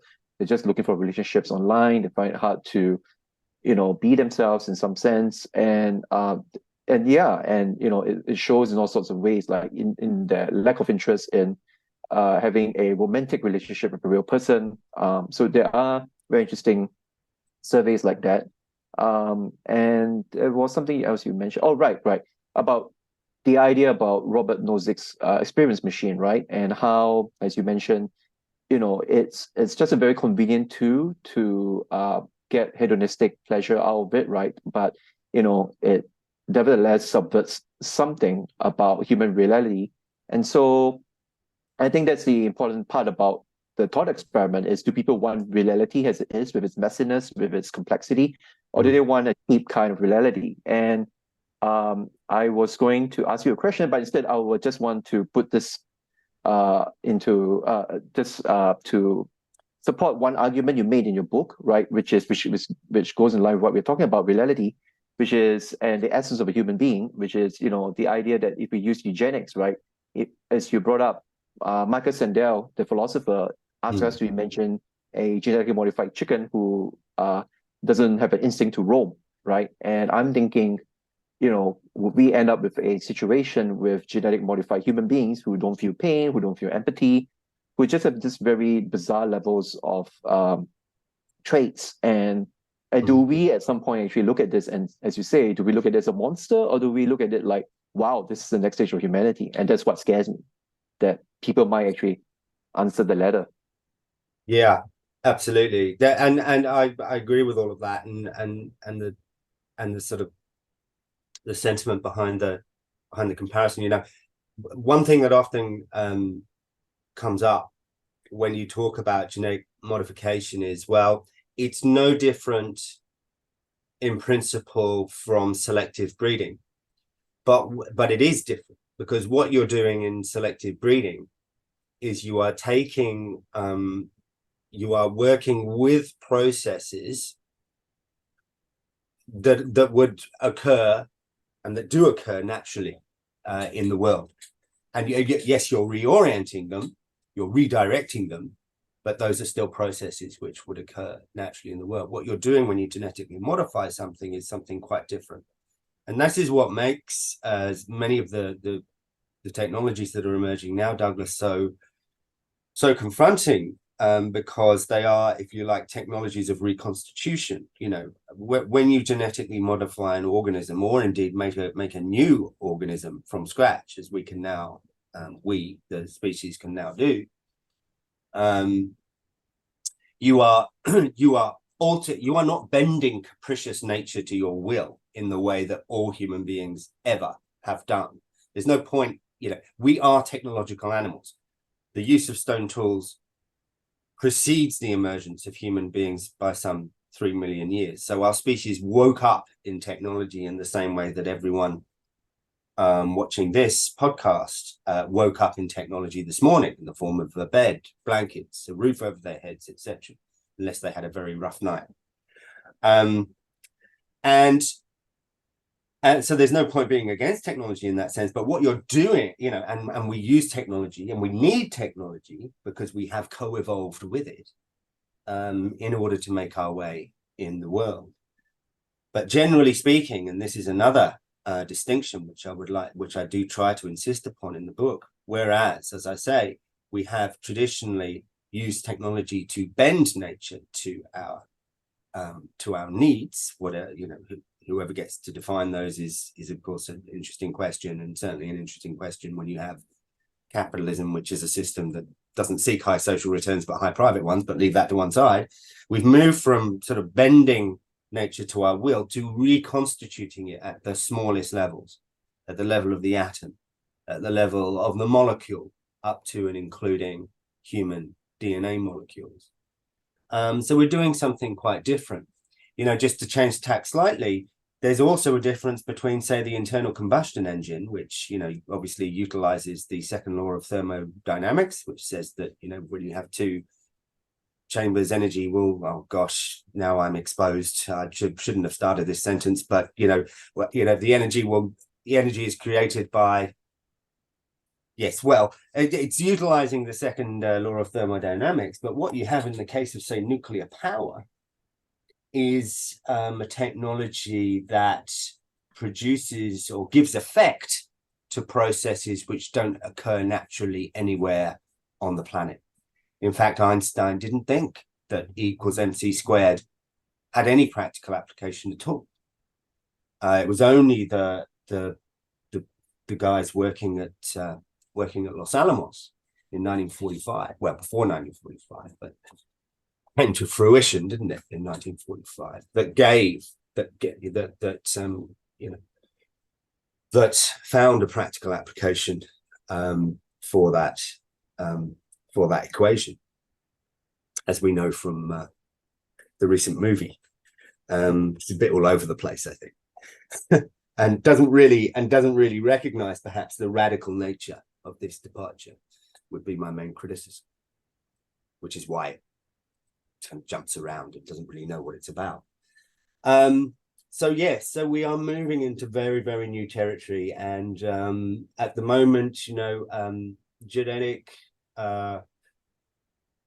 technologies are held up somewhat by the sort of ethics internal to that field, but really those ethics, because they are, this is a simplification, but because they are, broadly speaking, medical ethics, they tend to boil down to saying do no harm. So they tend to boil down to questions of safety and questions of the kind of social effects, long-term social effects that such technologies would have or might have, tend to get sidelined. In fact, all of these debates tend to devolve quite quickly into a spat between science that's interested in progress and sort of, and religious people who are interested in the sacred. There doesn't seem to be much space for a kind of social analysis. And it won't, and when these, when the legislation changes, it doesn't get much coverage. We had a conscience vote in Parliament in Australia fairly recently about something called the mitochondrial donation bill, and I was sort of tangentially involved in the campaign against this change to the legislation, which sounds very progressive and sounds very healthy in the sense that it would allow research into technologies that might mean that people who carry the gene for mitochondrial disease can have their own children, can have their own biological children. But in order to so it's quite a narrow sort of piece of legislation, but in order to change the legislation, of course, you had to change a lot of other legislation governing, the rules around the the modification of human cells and all this kind of stuff. So it's very unfortunate that these issues, as so far as people are kind of, against these developments, kind of tend to get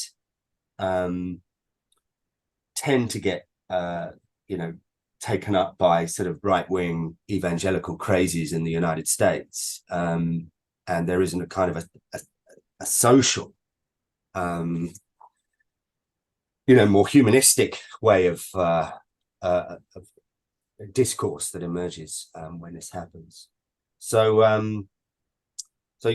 I think genetics is very is definitely a space to watch. Obviously with the CRISPR-Cas9 system, that's now entered a new stage, I think. we've gone beyond, I mean, a technology, that's to say, that can actually cut out and replace bits of your DNA. Remarkable.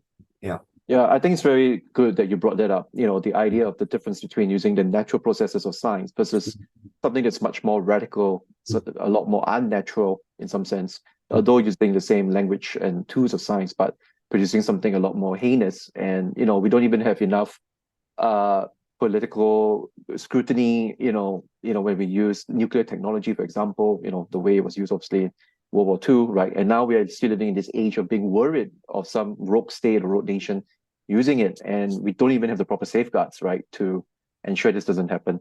So to make sure that I still have retained my good memory, so I want to say two things first. One, which is I want to book you early for your next book, because we should just very sneakily, previewed in your what you said just now, right? So I want to book you in advance for that. And then the second thing is, you went into the conception of positive and negative freedom, which is a philosophical kind of approach that I believe it was actually coined by Isaiah Berlin, sorry. And I just want to let the viewers know I have treated this topic with some depth in an earlier video where I reviewed a book called Capitalism and Freedom by Rob Larson. So in that video, you can find a much more deeper dive where I talk about positive versus negative conceptions of freedom. So, Richard, we're getting close to time, so I really have to rush this. I'm so sad. I have to bypass quite a lot of questions that I wanted to ask you to reach towards the end. So let me do this, because I have a couple of last concluding questions for you. So, first one is, right, speaking from one self-identified socialist to another, when is the revolution coming? No, just kidding. So I guess you're diary free for next Tuesday. Yeah. So no, the more seriously, as you already alluded to in our conversation, there is this big system that we live in, obviously capitalism, right? And in some sense, as you mentioned in your book, as a socialist, you mentioned also in the introduction, right, that you look into what socialist thinkers were thinking about technology in the 60s and 70s and stuff like that, like Herbert Marcuse and stuff, right? The New Left, Frankfurt Critical School of Theory. But let's put it to contemporary times, right? And it's a simple question. How do you think the principle of socialism can help us to shape technology to serve our human needs? And how would it differ from, as you put it, the techno-scientific capitalism paradigm? Yeah, a simple question, complex answer. Look, I would say first up that there are obviously different kinds of socialism. So there are different traditions within socialism. But generally speaking, I think socialism, modern socialism, has been quite Promethean. I'm sure you'd agree, Douglas. It takes off from that sort of Lenin comment about, the Soviets plus electrification. That's what full communism will entail. And you see that today, as I said, I think at the top of the podcast, you see that with, kind of modern forms of accelerationism, the fully automated luxury communists and all that kind of stuff. More generally, I think you see it just as a kind of fatalism, just as a sort of technology that's not really about politics, just as a kind of an omission, if you like. How do we think about it? Well, how deep into the weeds do I want to get? I mean, I think Marx has some interesting things to say. I think if we went back to the sort of 1944, was it, manuscripts or something like that, we get sort of Marx's quite thin idea of human nature and of work as the way in which human beings live out their humanness, etc., and the way in which we're alienated when that work becomes, when we work for others in the way that we do, etc. I think we need, though, a more kind of thoroughgoing critique than that, and we need to think about, we need to recenter the question of technology. That's the first thing, and we need to think about that, as I hope I have to some extent, in terms of what I call, a little bit vaguely perhaps, a sort of radical humanism. So what do we, socialism is not a distributional question. Okay, it's not a distributional question only. It's a question about being. It's a, you know, we get one life. Okay, we get one life, and we want to build a world in which everyone can live a good life. You know, live a life, yes, in which they have enough to eat, which shamefully they don't. And that's, you know, that's one massive problem, an existential problem for many people in the world. But you also want to build a world in which people not only have enough to eat, but, you know, can flourish, can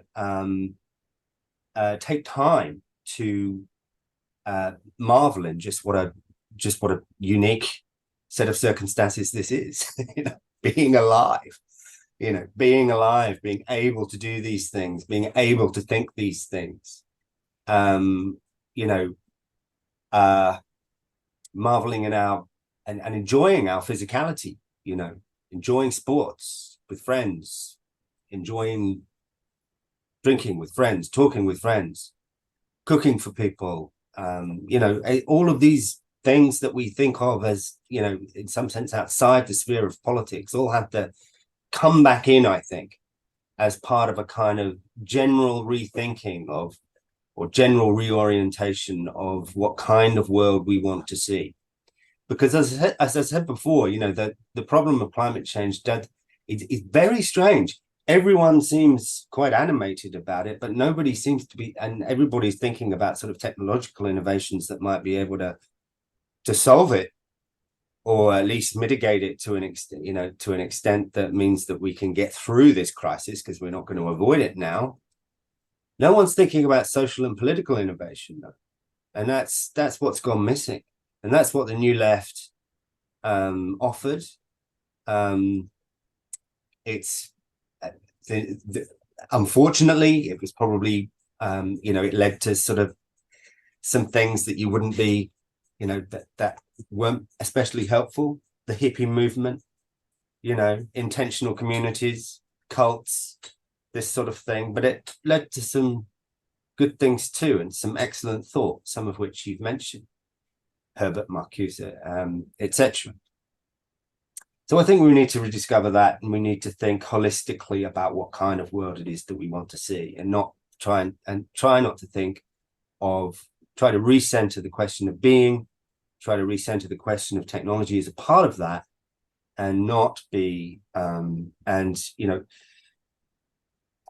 just so much of what you might call the kind of, if this doesn't sound oxymoronic, so much of what we now call the sort of mainstream radical left is just still enthralled to these same models which come from the middle of the 19th century, and we're responding to a situation in which, yes, most people worked in factories, and then there was a group of fat people at the top and all that kind of stuff. But you need a, you know, you need a materialist analysis of that materialist analysis, and you need something new.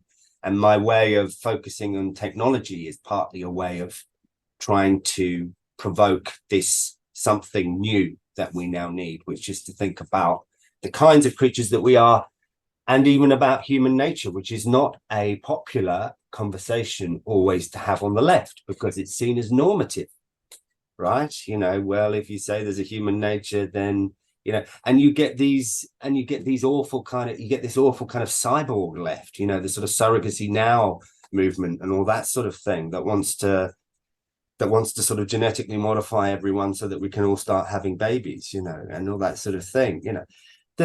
So, you know, feminism, second wave feminism, 1970s feminism predominantly, you know, it wasn't sidetracked by the, you know, yes, it saw how gender was constructed in order to perpetuate patriarchy, etc., but it didn't regard, you know, but it regarded, you know, the female body as something, to use a word we've employed a couple of times, sacred, you know, and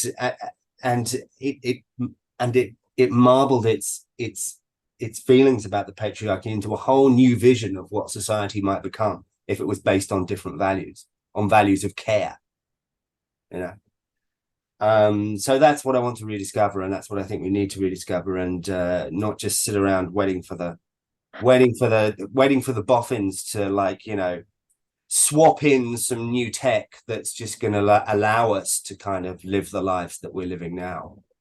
But I think that's an exciting project, and there are people doing some interesting things and having some interesting thoughts, and you know, it's embryonic, but what's the alternative to hope? At best, indifference. At worst, nihilism. So we live in hope. Right. So I guess how I would answer that question even for you is that with what is so important, so what's so salient about what you're saying in your book is that if you're going to incorporate tech and innovate tech into our lives, into our society, it should lead to human flourishing. It shouldn't be just done at the whims and fancies of, business leaders, political leaders who just simply want to increase GDP or some kind of other arbitrary, measure of society, right, in terms of economic growth and whatnot, right? Like we actually want to ensure that the materialistic effects of tech really lead to, as you say, some degree of flourishing for everyone, right? Not just a selected elite few. And that's kind of like the way that's the way you have a foundation of some kind of socialist ethic in terms of how you develop tech. So, Richard, can you stay for another 10, 15 more minutes? Yeah. Cool. Okay, cool. So I have like last 3 questions. Okay. So first one is, so practically speaking, I ask this for most of my conversations, because some people, they just want to know really, what is the takeaway from your book, right? And I just want to add a little bit, right, that in terms of your book, unlike many other books out there, right, where they also talk about, say, the perils of technology, and they will recommend strategies like digital detox, you don't prescribe any particular actions, right? And as the title of your last chapter alludes, breaking the frame, you joke that if you knew how to rearrange society, this book would be a policy document and you'd be the owner of a nicer suit. So that's what you said. So your advice, so your advice essentially is to, quote, think differently, more radically about technology, fostering a new language to talk about it, become resistance fighters, more technocritical. I think essentially you kind of like elaborated on that just now. But I think, if I could just ask you on a, in terms of your personal life, right? How have you incorporated this critical attitude into your lifestyle habits, into political action? And you're a school teacher, as you mentioned. So how do you even resist the social forces of increasing tech, in, say, the educational system? What have you done? Well, yeah, good question. I mean, it's very difficult within the education system, certainly within the tertiary education system, because you don't get to make your own class plans. Generally speaking, I've been doing it for a fair while, so I have a little bit of, so I'm granted a little bit of leeway, I guess. What have I done in my own life? Well, I mean, it's a question of trying to get away from the screen for me. As you can imagine, as a writer, you spend an awful lot of time in front of a screen, but really there's no need to be in front of a screen to be a writer. I mean, it's just as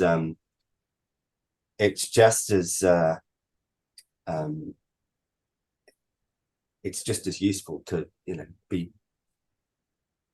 doing something in the garden or something like that, and just sort of thinking about how it is that you want to shape a particular piece or something like that.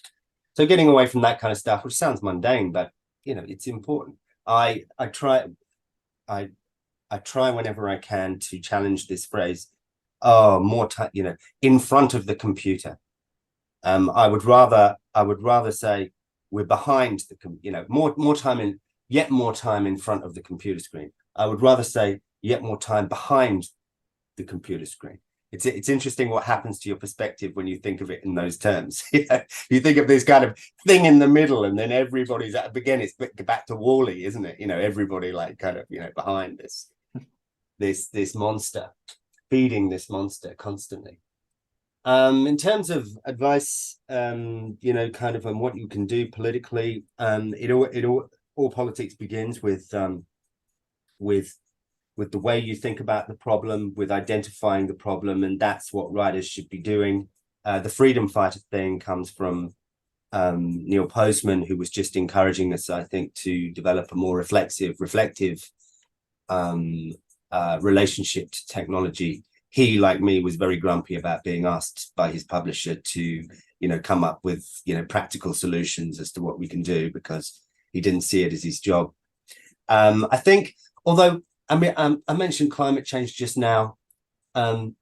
It's interesting. I mean, one thing that we can do is just to bring technology wherever we can back into the realm of the political, by which I mean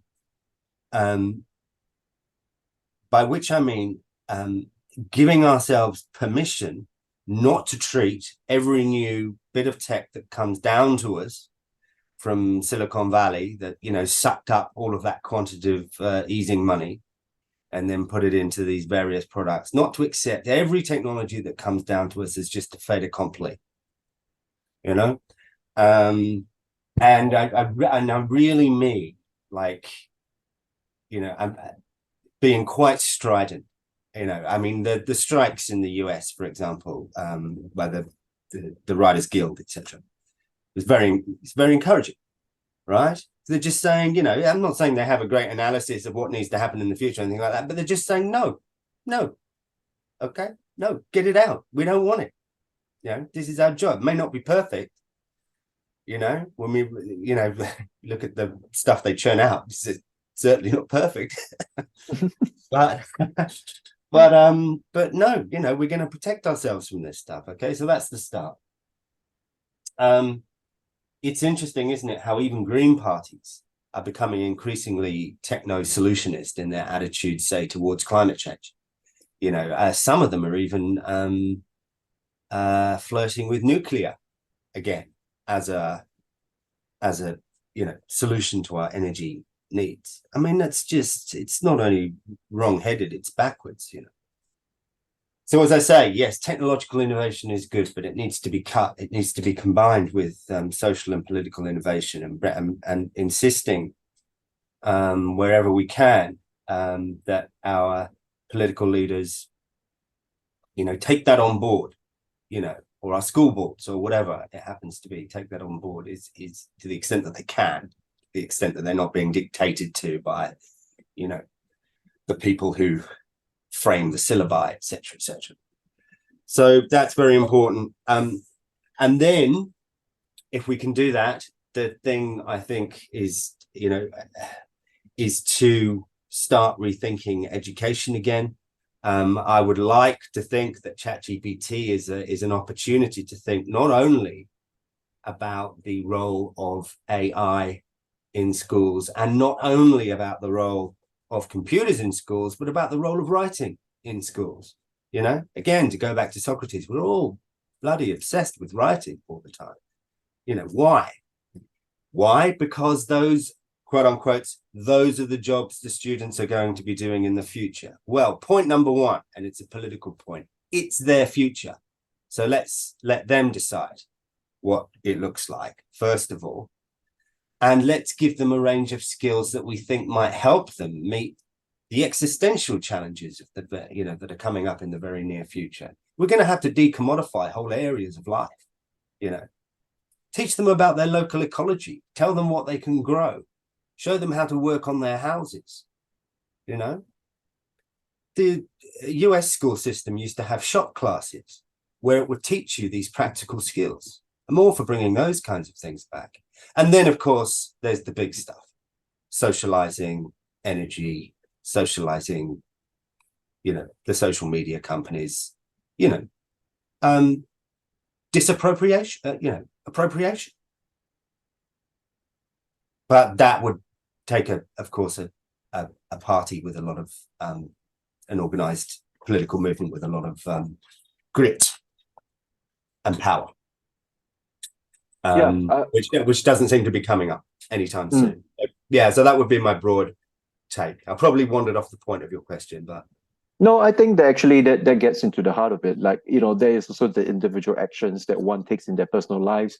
There's also the more, say, communal political action. You mentioned schools, you mentioned protecting your jobs. Like earlier in our conversation, you talk about how there can even be the replacement of nurses with bots, and I think that's such a crucial human kind of service. Yeah, it's an ugly job. It's an unpleasant job, but we want human beings to be doing the nursing, not robots, right? Yeah. I wouldn't even want a robot dog to go to the elderly home. I want a real dog, right? To be the one to have a nurturing relationship with elderly people. And yeah, and I think that the writers' strike is a great example. It doesn't quite so matter what the quality of the writing is. There was also within the actors' strike, right? The conundrum,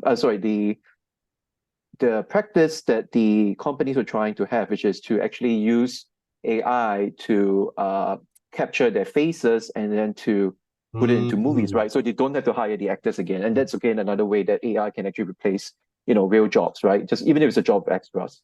So yeah, I think there's a lot of where you covered, a lot of different areas where we need to essentially fight for ourselves, right? Fight for our livelihood, fight for what it means to be a human being, working, the dignity of work, and yeah, in that sense, as you said, politics have to come into it. So that's a great answer, actually. So yeah, I have two last questions, right? And one slightly, negative, and then the last one is actually a bit more lighthearted, right? So this is towards the end of your book, and it's a very fascinating thing that you did, the way you concluded your book.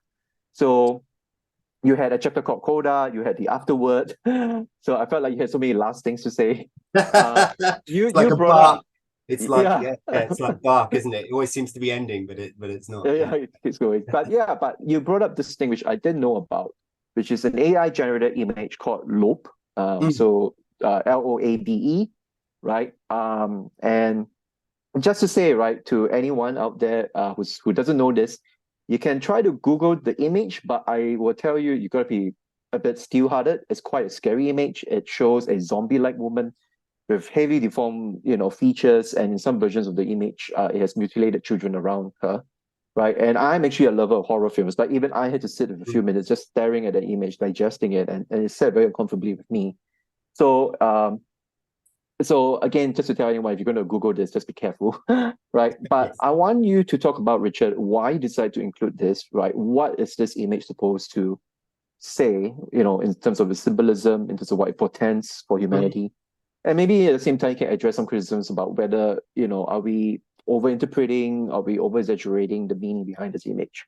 Yeah, thank you. Well, I think it goes back to an earlier question that you asked, which was about the monsters and about where the monsters are and about where the monsters aren't. This, as you rightly say, was a very disconcerting development. However it came about, and just very briefly, there was an artist, a Swedish artist, I think, who was working with negatively weighted prompts with a visual AI generator, and what you do in that case is you ask the bot or the generator to produce or give you an image of something that is radically different from something else. And I think she asked it to give her the opposite of Marlon Brando or something like that. And it gave her this weird cushion with some kind of logo on it. And then she said, well, give me the opposite of that, wondering, I guess, if it would go back to Marlon Brando. And it didn't. What it went to was low.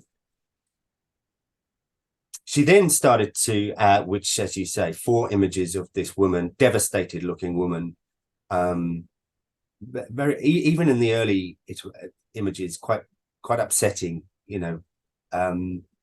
quite upsetting, depressed looking, think of someone who's been, an alcoholic for a long time or something like that, that kind of image. And then as she tried to cut this image with other, prompts, she found that it seemed to be haunting her program. Not the image in particular that came up first, but the woman in the image seemed to come up in different iterations. And these got gorier and gorier and gorier as she progressed. In some of the early images, there is a rag doll or something of that kind. that became a child, and in some of the later images, the child was deformed and sometimes hideously deformed. They really were, you know, very nasty horror images, like images that you get from the sort of, you know, right at the end of the spectrum of the kind of horror spectrum. Anyway, this caught people's attention, as of course it should. But I think, and it caught my attention too, but I think that it is somewhat of a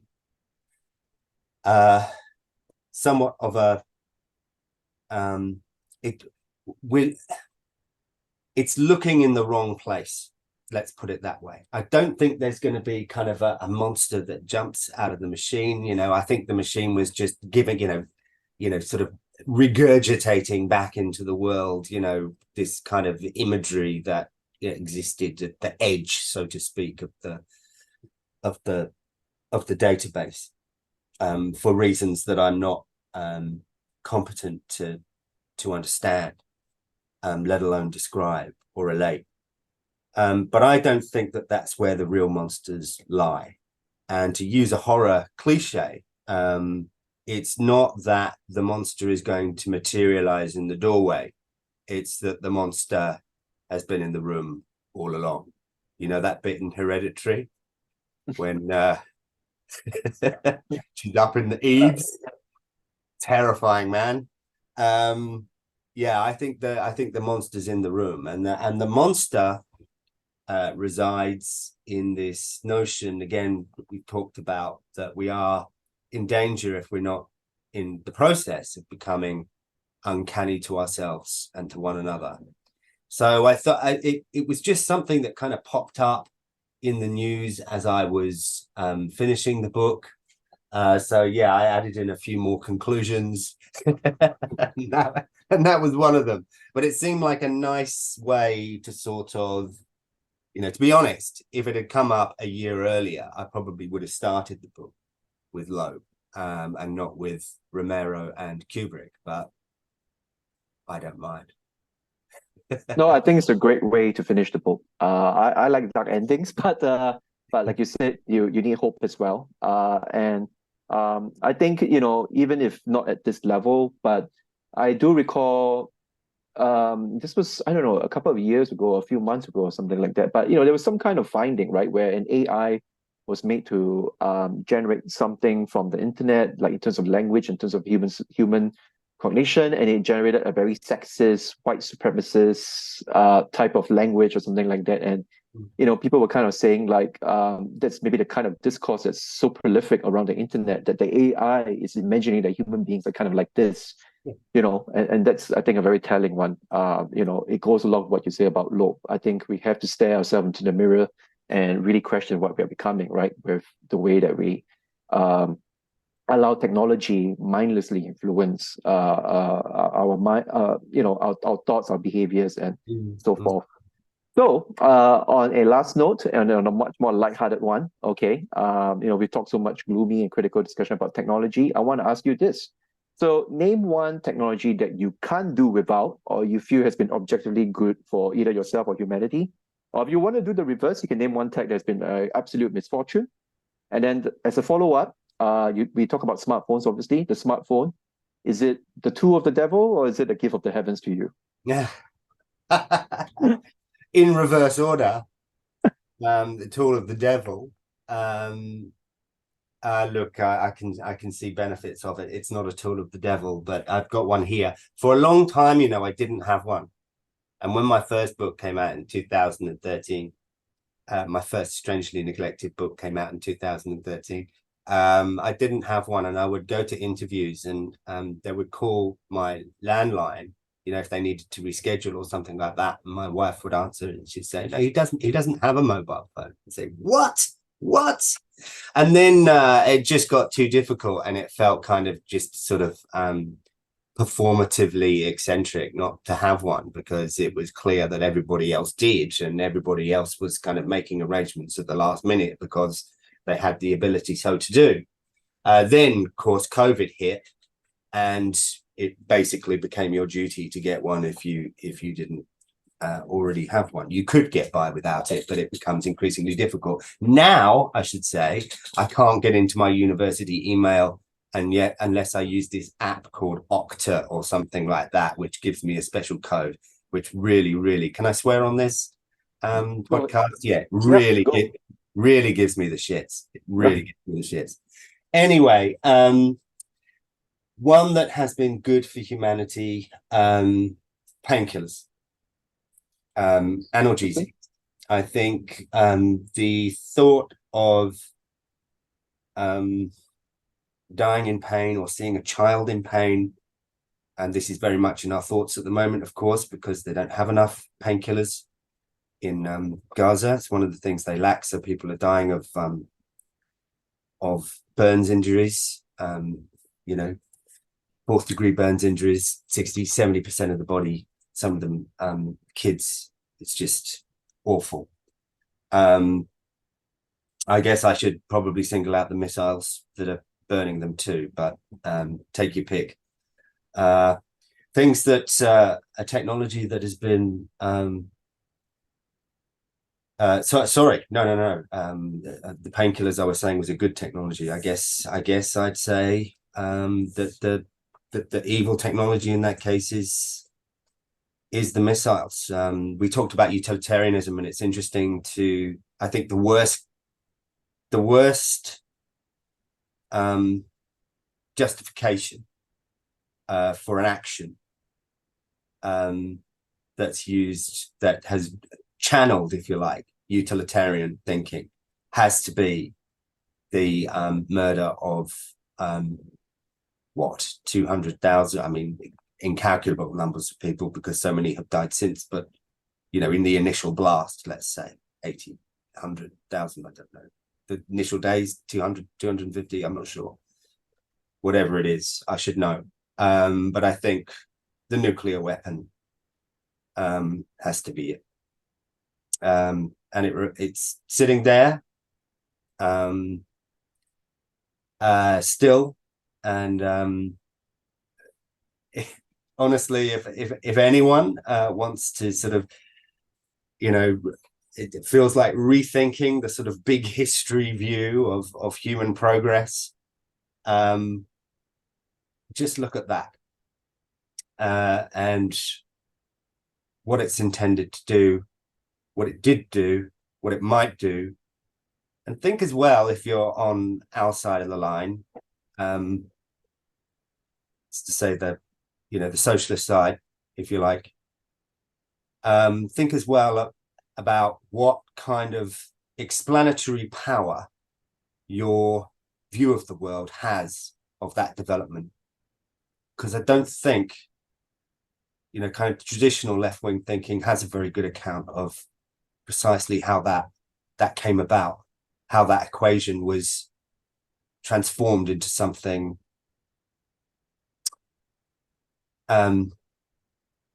extraordinarily lethal. Yeah, I think that's very poignant how you put it. And yeah, I think it's quite sad, really, because the way I've seen how people have justified the killing of mass numbers of innocent people, right? Like, I think as you say it, as you put it, right, it's that combination, that toxic combination of utilitarian thinking, I would say human monstrosity and apathy, and and that's what we're living in. So on that very somber note, let me just try to say, again, this is the book, Here Be Monsters, is technology reducing our humanity. Wherever you are in this world, please order a copy of it or pressure your, local book sellers, to import the book, get the book, right? We have a very long, extended, fascinating conversation, but I can assure you, I had a lot of questions to ask Richard to cover with Richard, but we couldn't even find the time for that. So there's a lot more that you're missing, that we didn't cover, in our conversation, and that is in the book as well. Richard, before we go, maybe you just want to say how people can reach you, how they can find you. Yes, through technology. Maybe they can snail mail you if you want to provide address. But yeah, but please go ahead and talk a bit about how people can reach out to you. Yeah, sure. I've got a website which I'm very bad at maintaining, but it does at least have my email address on it. It's called bloodycrossroads.com. That's an allusion to the great critic Lionel Trilling. Bloodycrossroads.com. You can find me there. I will update the website, and I'll put this very enjoyable conversation on there as well, or a link to it. Yeah, so you can get in touch with me through there, and you're very welcome to do so. I love hearing from people who've read the book or just want to chat about technology in general, or indeed anything. So just to thank you, Douglas, for having me, and I've really enjoyed our chat. Thank you. Yeah, no problem. It's really been enjoyable. It's a great way to start the day, and for me to conclude reading a book so many times, and to have this really live, and even though we're not physically in front of each other, but I think it's a very live conversation. One day. Yeah, one day. Cool. Thanks so much, Richard. Yeah, thank you very much. Cheers, Douglas. Cheers.